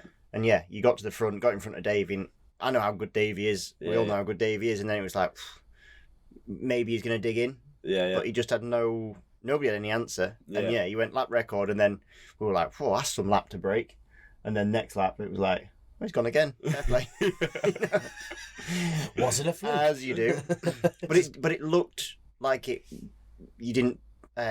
You always push for it. That's a silly thing, but it didn't look like it was a hard thing to do to get those times. Yeah, no. I don't want to sit here and say, yeah, it was easy, because I know. everyone knows it's not, but it just felt everything flowed. It worked. Yeah, you know, around Cadwell, it is very much of finding the flow around that, and around that place especially. And I found it, and it was just, right. It just one corner was leading to the next. I was like, yeah. And then I looked down, I was like, You know what's interesting is, like, Chrissy was always talking about how it's one of the only tracks that you really have to bite the screen on.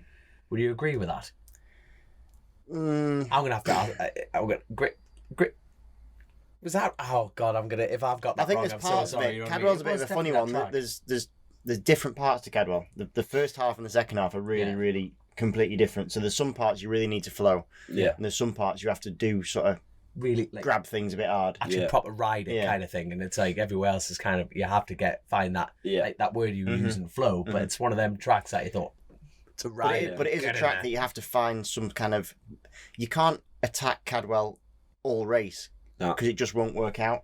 That's the sort of track. That's the Do you know what I interesting mean? part of it. It's like bits you have to, and then not. There you are. Yeah, what I found was round Cadwell is it was easier on a bigger bike than it was a 600. Because on the bigger bike, you're just playing with the throttle. You're not on the 600. You're always just trying to get to full everywhere you go. Yeah. On the 1000, you could get to like 70% and just and then roll, and then use the actual engine and use the power of the bike to get around there. I found it was easier anyway. Some people, you might not think so, but that's how I felt when I was riding. It was a bit less hard work. No, but it looked good. Yeah. But then fast forward a bit, I got Sparkoed at Alton Park. Yeah. So then you get the call up for Donington. Yeah. So in a way, it's funny how things work, but like the fact you weren't in a championship chase maybe helped you out for getting that, like, do you want to go and do a superbike opportunity? Yeah. Yeah, it was massively, yeah. If you were leading Stock 1000, would you have taken the superbike opportunities? I doubt I'd have even been offered it. No. Yeah. Fair enough, doubt that you'd been offered it, but if you got offered it, how would you feel about that? See, that was interesting because you're not sure, are you? No, I think in some ways you'd have to focus on the job at hand and go stock foul as much as you wanted to go superbike and what the possibilities it could bring. You'd have to think, no, I'm in the championship. Everyone wants to be champion at the end of the year, and if there's a chance at it, you go for it. So I think I would have gone stock foul. Yeah. I like it. So, like you say, fast forward to Donington. How did you get on it at Donington? I had a 16th, a 12th, and an 11th, I think. Bloody hell! Yeah. So that's second race on a superbike. That's right, isn't it? No, first race. That was your first race. Sorry, yeah. Stock 1000 won that, and then you went your first opportunity on Donington on a superbike. Yeah, I was also riding the stock foul that weekend as well. Yeah. So I was doing both. But then you canned it after the Saturday. We canned the stock foul and then focused on superbike for just a Sunday. And then continued at, like, I came back at Brands very badly, but I came back. But obviously you still got an opportunity. So Hawk ran 3 bikes, superbikes, to give you even more of a chance. Yeah. So at this point you must be thinking, like, okay, they're doing this for a reason. Yeah. So you must have been feeling pretty good, and had you already started to have chats about the following season? We were starting to have chats at Snetterton. Right. After Cadwell. Yeah. I tell you what, right? Hawk couldn't have been the only people chatting here. Were there other people on the cards? What, for next year? For you? What, for this year? Yeah. I know there was, I've heard of. Yeah. But you spicy little devil, you're not even telling me. I keep my ear to the ground because I don't say much, so I can't say because otherwise people won't tell me stuff. But yeah, there is that. You were in demand. Yeah. That must have been a confidence boot. Like, come on, you've done all this, you've gone through your entire story up to this point, and you're just going, I'm desirable. People want me. People want me as meat. No, it did feel good, but I just wanted to stay somewhere where I knew I was comfortable, knew where I could grow. Yeah. And it was the best offer on the table for me at the time. Yeah. And you feel happy in that team, and very happy. And obviously the switching manufacturers. Yeah. So off the Suzuki. Oh, you jumped the gun. Sorry, no, I love it, mate. I love Do you want to go? No. Have you got it? Is it in your notepad? No, it's not even in my notepad. Like that. Mate, that's got my feelings in that one. No, the best thing is one of my speakers has gone off. Has it? That is That one. Oh, there we go. Well, yeah. back in. He's back in. You see, Christian knows what he's doing. The good, like, we've got the patron. Like, obviously, without the patrons, this show wouldn't be happening. The good Is that thing one is, of the ones? yeah, it actually is from Sam Higginson. Oh, sorry, Sam. No. It's great because all these questions, like, they're so involved, and we like kind of go through it together. So it's always good. So it's like, you know, we've got Ali. You know, what was your favourite corner? Oh, there. Hold on, we didn't discuss Where that. did Spud come from? We've got one there. Yep, we got that one Okay, straight off. baby. We've done that one. Who said? Hold on, who did the Spud one? Who was the Spud question there? Steve Nutty. Steve Nutty, thank you very much. Yeah. And then we've also got, so that is a perfect time to go on to Sam Higginson's question, which was yours. No, I'll pass it on. Sam's question. Sam's question straight on. Love it, you smooth talking. So it's like, how's Charlie feeling about the switch to Honda? So yeah, go from there. I cannot be happier with the bike that we're on this year. It feels more like the GP2, the Calex. Just sitting on it, like the tank. For where the Suzuki was, the seat to the top of the tank sat very much inside it, didn't you? I don't know if you felt that way, but I felt Yeah, like you I do. was You sitting, sit in the Suzuki, don't you? yeah, on the Honda you sit on top, and it feels more like a race bike. You know, But you've not ridden it yet. I've That's not ridden static. it. Yeah, that's static. Yeah, But it feels racy. Yeah, It's a feels thing, isn't it? fast, No, it's a yeah. thing. Like, yeah, feeling fast is definitely a yeah. thing. If you feel fast and look fast, you've got to be fast, surely. And if not, you've ticked 2 boxes. 100%. You just need 2 out of that box. Two out of that 3. box, straight off the box. I'll tell you what's interesting now. Obviously, your stars have aligned already for you. You know, you're on for the Oxford Ducati team and a couple of other options. But if you stayed with Hawk on that side of things, but must have been an exciting concept if you were in that situation again to jump to the Honda. No, do you know what? Oh, hey, I like it. Probably for me, because we're in different parts of our career, myself and Charlie. So, like, for me, actually, I would have been more inclined to stay at Hawk if they'd stayed with Suzuki, which is that probably most people think I'm mad for saying that or thinking that. But my reasoning is I don't feel like I got the most out of the package. So I feel like I could have done more, and as a team we could have done more, and collectively we could have shown more. So, and my other thinking is that team knows the Suzuki inside out. So I would have been happier to have continued with someone that, they know the thing inside out, and we're just going to keep rolling and hopefully do it the same but much better, rather than sort of starting afresh. Where it's kind of different for you, because it's almost, you're kind of like a blank canvas as well. So it's kind of, it's different. So yeah, I actually would have preferred if they stayed on Suzuki. Interesting, but and what's good is that you're excited because even just sitting on it, you're like, here we go. God, I'm excited for it, because who's your teammate? Josh Owens. Josh Owens has stepped up. I mean, obviously, like, that's the thing. The paddock's a small place, isn't it? Have you raced with Josh before? I've grew up with Josh. He's gone through the same route as me. Right. Yeah. Is he from down that, like, all the way down there as well? No, he's Liverpool. I'm gonna have to Google. I'm gonna have to Google him. If we Google him, if we scout him, North Wales, and you get on with Josh, like, you think you'll have a good relationship. Yeah, no, me and Josh, that's cool. A lot of piss taking and all that sort of stuff. Yeah. That's what you need. Yeah. I love it. We'll have to get back to the questions, but there's, like, thank you so much so far from Shirley, Rod, Ali Hodge. We've got Sticks, best name there by far. But so we're talking about, like, the Honda transfer into that side of things. So you didn't really actually answer my question beforehand. Knowing where you were last year on the Suzuki, 2 rounds, three outings. Yeah. Where Plus race of the year, you won the race of the year. Yeah. Nice. Very, very nice. Slide that in there. Very nice. Where do you see yourself? I don't. What? Yeah. Come on. It's a difficult one because everyone wants to go out and win. We wouldn't race otherwise. But I think realistically, for the first round, if I can stick myself consistently, comfortably in the top 10, and then build from that way. As I said, the Superbike class is a very hard class. Yeah. I'm not trying to go, I'm going to do this, going to do that, and set myself up for failure. I'm going to set realistic goals. And if I beat them, great. If I don't get them, I've got to work for them. Yeah. You know, so I think consistent top 10 comfortably, and then build up towards the end of the season. Really looking forward to it. Tell you what, got to get my very cliche question in, which is a nice little tie up with what we're about to discuss. Hawk, very big roads team. Yeah. Both TT, Northwest, dripping in history. Is that something that's tickling your pickle? No, not for me. All that build up. That's that done, I worked on that. Next question. Yeah. No, not for me. Yeah, no, don't get me wrong. I've got massive respect for everyone who rides the roads because you've got to want to do it 110%, and there's nothing else that you want to be doing. Yeah. You want to be doing the roads. And for me, even if I wanted to do it, I think it would still only be 99% wanting to do it, whereas I think you need to be 100%.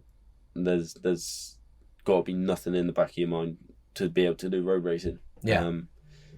And it's always been the deal I've had with my dad. I don't do road racing. And your mum will be going, yes. Yeah. But it's always something that he said from day one. He said, you go road racing, I'll break your legs myself before you go. That's the way it's been always. Yeah. And don't get me wrong, I'd love going watching. Love watching the stuff. But I ain't got the bottle for it. I don't think. No. You have the bottle for it. You have the bottle for it. You have the respect. Yeah. That's something that gets washed over too much. This now, doesn't it? You've got the respect for yourself and your family. Yeah. So you actually hold the line, son. You know what I mean? Yeah. Good lad. Good lad. Thank God he's not turning up, Christian. On a selfish note, thank bollocks for that one. You know what I mean? On a total note, but I tell you, as you know, Grace has been working at, she's always working, but we've been doing little vlogs to fill in the gaps, updated crack, and we kind of briefly touched on the Irish scene, with and it's kind of old news that hasn't been fixed yet in that regard. It's big problems, insurance, and it's not just the road scene, it's also the short circuit scene's been even affecting trials, and sitting here, nothing's actually come to the surface yet. No. Has it? As far as solutions. And, we could repeat the same conversation that we had, and to be honest, a very, blunt version of that is we kind of just ranted a couple of three, me, Gareth Hankinsons and Josh, we kind of just ranted like a bunch of old men with no solution to it. Yeah. And it is scary times. It really is scary times. Yeah. But, from the bottom of your heart, lads, it's a bit... What solution could you come up with? In a dream, how could this be fixed? Fuck the insurance, go racing anyway. That would Charlie do Nesbitt, it, to be fair. Prime Minister. That would do it. That would be a solution. No, but it's scary. It is scary because it's something. I don't think we can find this solution. I don't think when we don't understand what's happening, because I personally don't believe that insurance is the main thing. This 400 grand's been bandied about, right? This figure. Yeah. But that's not just for a race. That's everything. Everything. To me, I don't know what I expected insurance to cost, but I expected insurance for a whole federation to be way above 400 grand. Yeah, exactly, yeah. And if 400 grand was the number, I would expect an entire federation that has the biggest sporting event in Northern Ireland to be able to cover what is these days... Okay, 400 grand is not a small amount of money, but it is a very small amount of money for the bigger these events. And like you said, it's not just the road races. It is they've got no Ulster Superbike this year. No. I think motocross is the only one that's unaffected. It's the only one. Different broker, isn't it? And it's it's mad. It's but I just can't understand that 400 grand is the holdback. It doesn't compute with me. And hopefully, us sitting here as like racing fans, and everyone listening to this is racing fans. We're just praying it gets sorted. But at the moment, it's just speculating, not even bad mouthing. And I think it's because it's such a fragile thing that you can almost go, well, why don't you do this? Why don't you do that? It's it's just. We don't know what's going on. The hard thing is, I think we genuinely don't know exactly what's going on the inside. That's the hardest point. So we can all go, should do this, should do that. But until it comes out properly, what's going off? Yeah, exactly. We don't actually know. No. But I tell you what, the positives to try and bring to the surface, doing a little bit of homework on that side of things. It's you're very passionate about mini bikes, the motocross. So motocross is still going in Northern Ireland, which is good, and even in the south. But no, I'm saying in the south, they have to travel north, and that's still accessible to keep that talent pool, that skill set going, keeping riders, because we can't draw a line bollocks to that. The amount of legends that have come out of that place. Yeah. Look, like you can't just the Irwins. You've got Johnny Ray. You've got Brian Reed. We could the Lavertys. You could sit here who have come out of that little rock in the Irish Sea. Some good seed over there, isn't there? Jesus, there's some strong seed. Some good swimmers. That's a good seed. You can't help but notice you have some fine seed over there. So we could breed it out. Is this your No, but like even going back to like there's still ways around it. It's like mini bike racing. Yeah. You can still mini bike race in Northern Ireland. It's not under the MCUI. That is not. Yeah, but there's ways around it. But like, if there's way.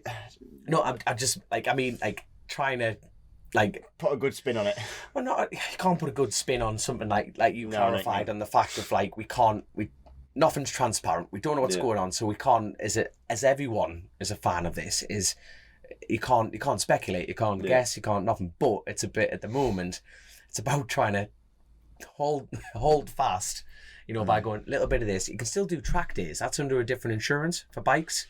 So it's keeping the hope going, because like the mad thing is the way it's portrayed on social media and the news. It's like down arms. Yeah. Put your bike away, burn it. But it has gone pretty quiet when it's kind of a weird situation. It's gone like this is the biggest news in motorcycling in my lifetime. Yeah. And then it's just gone like this is the news, boof. 100%. And it is the weirdest thing. It's like what I can't get me like there's like full generic shock. We notice like riders over there that we know loads of people. Yeah. There's just nothing. No. It's like bizarre. And if this is genuinely it's about like someone insurance, eating a Bakewell Tart, it's how like very dare they? The shock of it, you know what I mean? You can't kick off nothing, but you know what I mean? We're wearing insurance policies on the red. 400 grand for a Bakewell Tart. I love it. But if it is about insurance, it is a worrying. If it is genuinely what they say, it's worrying, because is that where it starts and then it moves on? Like, it's really worrying for motorcycle sport in general. Yeah. Because like I said, it isn't just the roads. The difficulty with the roads, I can understand maybe from an insurer's point of view, is they're public events. Can't necessarily say how many people have come in. It's really hard to police where they sit and where they're at and blah, blah, blah, blah, blah. The public liability must be enormous. We're not just talking competitors. No. But this has continued on into short circuits and other types of motorcycle sport. So if that continues to spread, that's the worry. So we just got to hope. One, I hope it's not that. Two, I don't think it's that. And two, we got to hope it's not that. Yeah.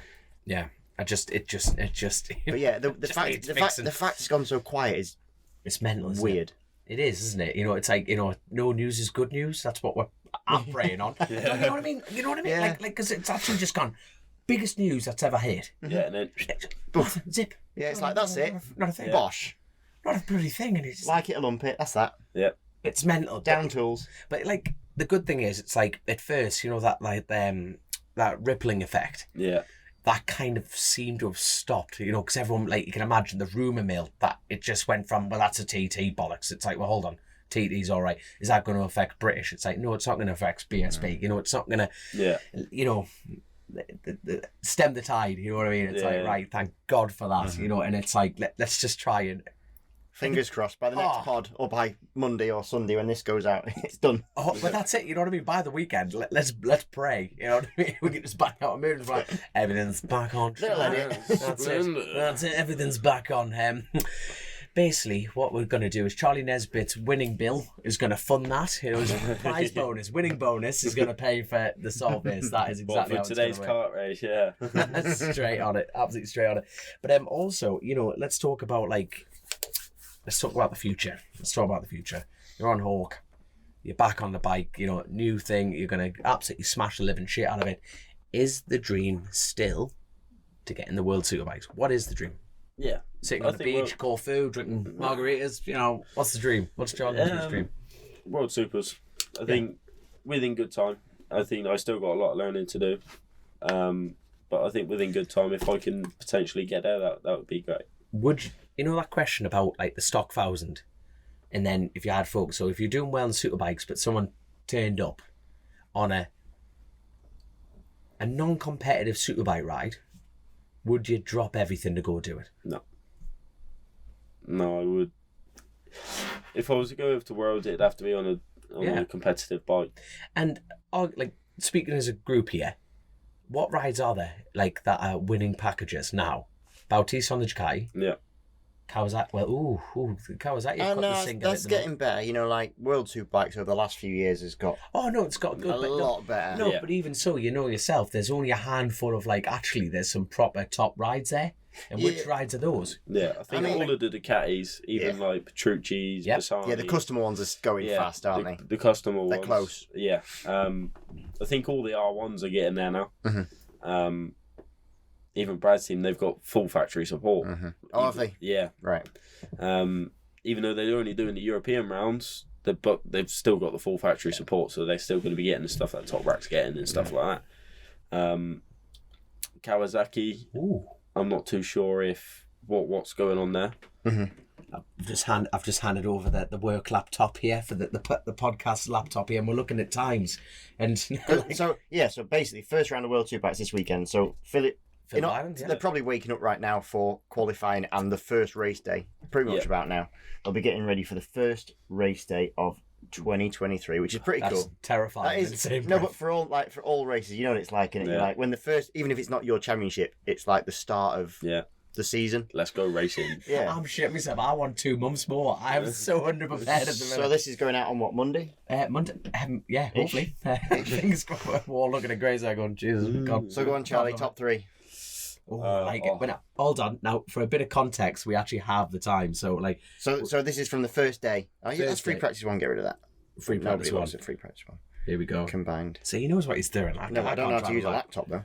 Free practice. Without seeing the times or anything like that, I'm going Bautista, Losey, Top Rack, Johnny Ray, 4. Not so. Actually, I shouldn't have closed out the screen. And I cannot bring that back up, mate. What's his? Free practice 2. Yeah, that's right. So Bautista's been absolutely just hammering it. And I read an interview with Johnny Ray saying Bautista's on another level and etc. etc. Yeah. Right. From what's been going on so far, because they tested start of this week. Yep. Top Rack's been the one probably that's been a bit off the pace of the top guys. Which has been a bit Top Rack. You can tell he's been on it, isn't he? Yeah. For the man who slayed Johnny Ray. You know, for that dominant of 7 years, Top Rack turned up, was like, what are we looking at here? You know what I mean? Let's go, yeah. That was the change of it. To see him down in, would you like to tell the world? Top Rack was 13th, and I think he was 10th in free practice 1 or something. It was like a long way, third way off the pace. Don't know why Johnny's 14th. I think he's 3rd overall. So in free practice 2, we've got Bautista, Rinaldi, Ertl, Petrucci. So we've got an all Ducati top 4. Jesus, get on. Gerloff. Then Domi Agata, who I've just put about 20 quid on last night for the championship. Are you doing that for the championship? He won't win. I've got long odds. Long odds. So you put your money on. Yeah. Long odds. Yeah. And then he has a better start to the year than what they think, and then you cash out for more money. So I don't think he's going to win. I think he's going to do better than the odds that he's in. I think this is a good opportunity to Christian's getting rid of his fat camp program and starting up Ladbrokes. Yep. He's starting his own gambling firm. He's going to base himself out of Macau. This is the future plan. But yeah, I mean, looking at the times, I've seen Vieja was up there on the Honda, so it's cool to see the Honda because over time that has been chipping away in Worlds. Yeah. Probably the manufacturer that's struggling the most is BMW. They're still not sort of getting a handle on that bike. They never have done yet, have they? Because who's on? Scott Wren's back on board. Yep. Yeah, Van der Mark. That's under the Sean Muir banner. Is that right? Yeah. So there you are, and Van der Mark. Van der Mark. So it's unchanged. Van der Mark, I think, was 6th overall. I've closed the wrong screen. I'm really sorry. Don't know how you work a laptop. No, me. That's why I handed it to you, son. and then I pressed the wrong button. And then you've got Gerloff and Baz, Loris Baz. Mm. So you've got 4 doers, but actually, if you scroll through World Superbike, there is no not doers in World Superbike. It's a really small grid. I think they've got 21, 22 riders this weekend, and then 23, an extra one when Brad turns up, and there'll probably be a few wild cards and stuff. But there is not a lemon in that class. It is stacked. It's a small grid, but it is a stacked grid. Yeah. But the BMWs probably seem like as a manufacturer grouped further down than the other ones. And I actually went to Sean Muir's workshop about a month ago now. I had to go and drop some stuff off.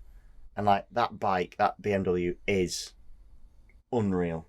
I'm not good at appreciating bikes. I'm not really into them. But oh my God, that is a work of art. They've put some money and time and effort into that. But it's funny, like they just don't seem to be able. That BMW's got something that's. And the Like, what others ain't do you quite think got. it is? That it's like I think it's just they're not long. quite making it there. Yeah, I think it's just long. Right. Like when you look at, I was watching like one of the rounds last year. You got Bautista, Johnny, Top Rat. They're all like nice, tight, spinning, and you get like all the BMWs are an extra like 2 foot wider, and they're hanging off and they're trying to get it to turn, but it's just not turning. Right. That's on the TV. That's what it looked like from me. But yeah, it just looks long. It looks like a barge. Just A barge. yeah, as long as a barge. You know what I mean? When you try and turn one of them bad boys, it takes forever, doesn't it? Scott Redding just turning his barge. Yeah. Lower the gate. Don't mind me, boys. But yeah. But yeah, getting into Worlds is like there isn't really any bad teams now, is there, in Worlds? No. No. I'm not saying bad teams. I mean competitive. Like it's like there's no bad teams in any sport. Do you know but what's you know what I like? mean? It's a funny one. Someone put something up on Twitter the other day about the MIE Honda team. Yeah. And that is probably the only team at the moment that seems really off the pace. Yeah. And I had a genuine question for someone who knows their stuff, and I did ask it on Twitter, so it was a bit random, but Yeah. it's strange because that team does seem to have all the stuff and all the setup, and yet they've had some really good riders through them, like through the doors. Yeah. But they're so far off the pace. So like you've got everyone grouped together within a second and second and a half, whatever it is, and then you've got like a second to them. You know, like it's too big of a gap. Doesn't make sense. Not for the riders they've got on. Yeah. And obviously that's the team that Tyron McKenzie's riding for in World Supersport, and they've had a load of issues. Oh, we should have what we did. The problem is we can't bring up the new ones because we haven't got the internet now that they've buggered up and shut the gates. But we haven't actually had a look at the Supersport times either. No, well, But that'll be the next Tyron's pod. done almost no testing. Yeah. No. Almost no. He did have a crash in FP2. It's the first thing that popped up on my Twitter feed this morning, sadly, was him picking bits of his bike up, Yeah. which I didn't want to see. No. And also, Honda aren't even homologated, was a press release that I read today. So even if he scores points, Not allowed to. he's not allowed to score points, or they'll be on hold, they'll be in like a little Yeah. sin bin For until God's sake. they get an engine homologated by the FIM. So they're so behind the times. So like poor Taron, I think he's got an uphill struggle. Like, so a bit like you saying, getting on it is important. There's not many bad teams, but if you do get on, we all know how good Taron is. Yeah. And he was last in World Supersport. Like Taron is not last in World Supersport. No. Is what 100%. That's how in this sport it can happen, can't it? So yeah, you biding your time makes sense. Yeah. Like if I was to go up to World Supers, I think you'd have to be with the right team in the right scenario more than anything. I won't want to just jump at it and go yeah. I'd actually have to think about it, because if I've also got another good option here in BSB, and potentially say win it or be at the front and then go to World Supers the year after, I'd have to look at it that way.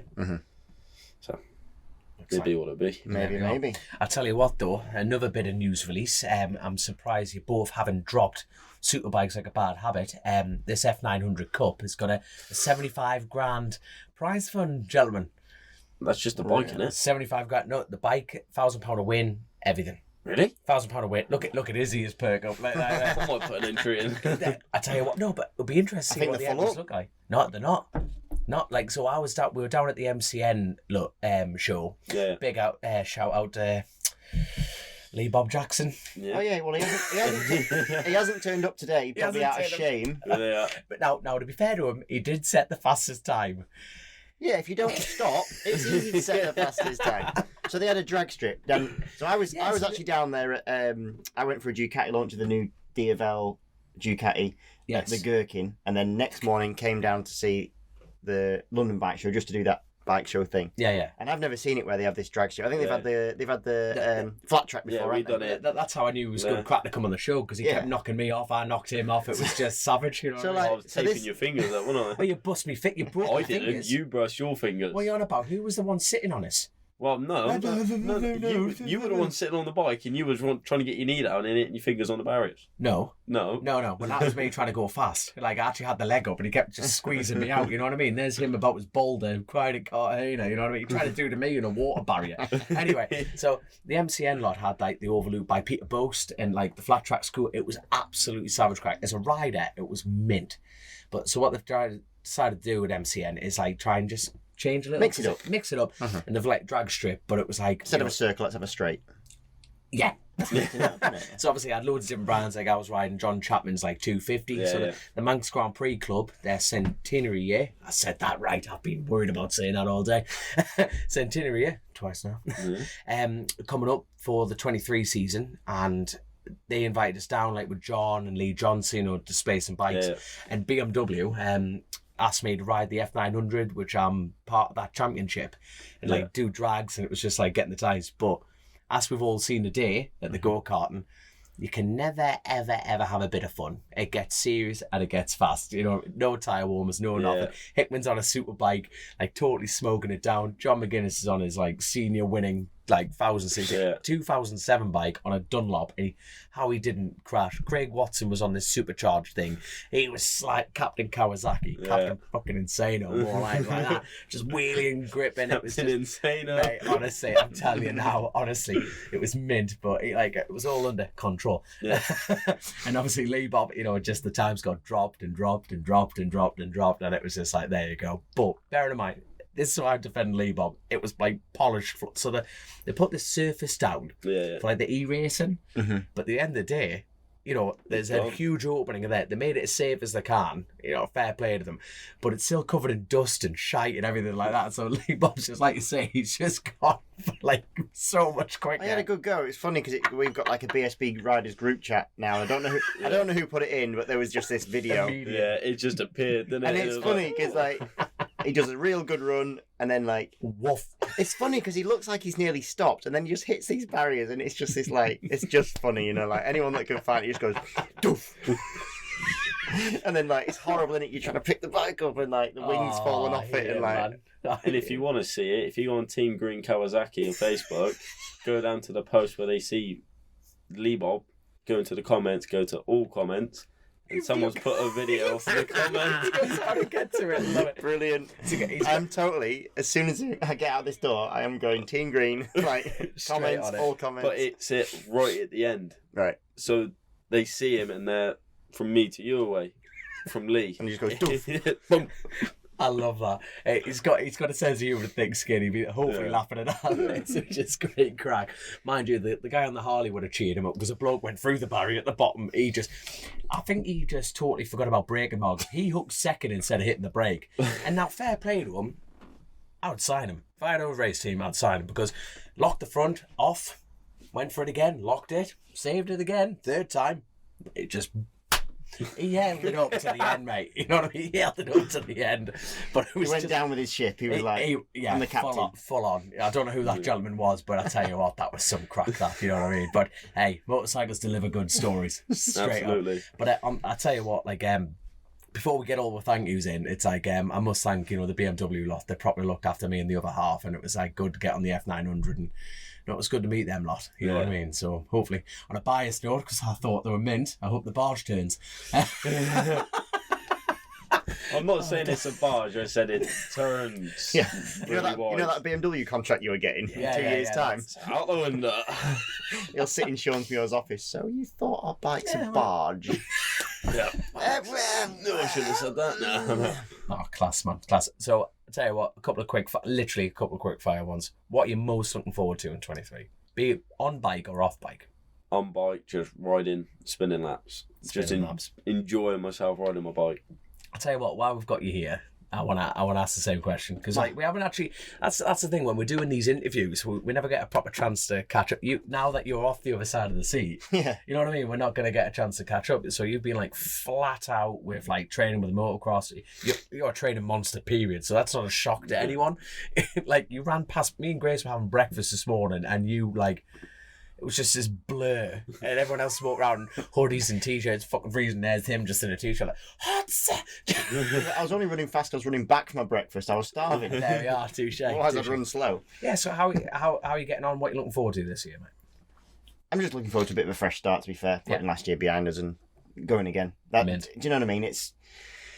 We're so much back into normality now with BSB. It's so much better, like last year we had all the fans back and it was just cool. And but there was still something that wasn't quite fully back. I don't know what it was. Couldn't put my finger on it, but I think over time that's happening. There's been loads of rider changes this year. I'm actually looking forward to riding against some new people. There's loads of new talent coming to BSB. Charlie, one of them, but we've got every other junior class champion, more or less, apart from the 300s. Yeah. It's coming up. So I think there's loads to be excited with the racing. I've got loads of obviously I've got Toby now at home, so I'm How's the swimming lessons going? Every time I ring him on the rock. I'm always at Puddle swimming Ducks. Day? What day is Puddle Duck Day? Puddle Duck Day Sunday. Sunday. I ring him on Sunday. I always get it wrong. I'll ring Chris and see what he's doing. I'm swimming, mate. I'm at Puddle Ducks. I'm Puddle Ducks swimming. How old's the boy now? 6 months. That's so he's mental. Mint. Yeah, he's mint. That is mental. So that's cool. So I've got loads of personal stuff coming up, but apart from that, just on the racing, just having a good year. I must give a shout out to your other half, right? It was on an Instagram page, and it was, I don't know if it was directly or indirectly, a mint cheap shot of you. It was like, pregnant women go through the most physical endurance that anyone can ever do. And I was like, oh, that'll break Christian. Not that'll to be fair, You know what I mean? this is a motorbike podcast, but I would not want to have a kid. I wouldn't want to bake it. I wouldn't want to Bake it. none of it. Oh my god. Easy bake oven with the old light No, on. fair play. We as blokes have it easy. We know about it, but we have it easy. 100%. 100%. We are actually on the bleeping edge here, and I'll tell you what. Yeah, Grace is going to kill us for the time this is going on to. So, but I'll tell you what. Sorry, Grace. So what you're most looking forward to? Just getting back to it. Just a fresh start, getting back to it. Yeah, absolutely. And we're going to continue the vlogs, and we want to try and get you on a. My God, you know what I mean? I can't ride a motocross bike, and he just reminded me of that the other day. We went out to school, it was just kickstart Iddon here. You were good. You were better than I thought, anyway. There's that 20 quid. You were definitely better than I thought. Little Hayden, 100%. Little Hayden stat mind. It was good. Is that sugar tits will be watching this going, you better mention the boy. My God, that lad. Yeah, I did 2 laps getting roosted by a child. It was that Jesus. Then I just thought I'd let him have it. Straight away. But pretend I've got a bike issue. I've been doing that for ages.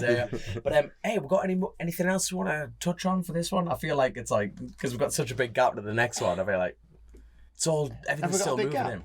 But not really, you know what I mean? But it's just you leave this and I didn't say that, I didn't say this. No, I think obviously first round will be done and dusted. We'll know whether Charlie was right with his predictions and we'll be good to go. Straight on. So I tell you what, so what's immediately next? Navarra test, or are you out Spain? Or? I'm out in Spain. I fly out Tuesday, straight away. So when are you first on a bike? I'm Navarra test, so we're missing. I guess you're going to Andalusia, is it? Or I assume so. Yeah, I think one of the two. Still, I don't think somewhere in Spain. Yeah, I don't think he's quite made up his mind which one he got to go to yet. Yeah, absolutely fantastic. Right, I tell you what, let's tidy it. Let's put a bow on this. And perfect.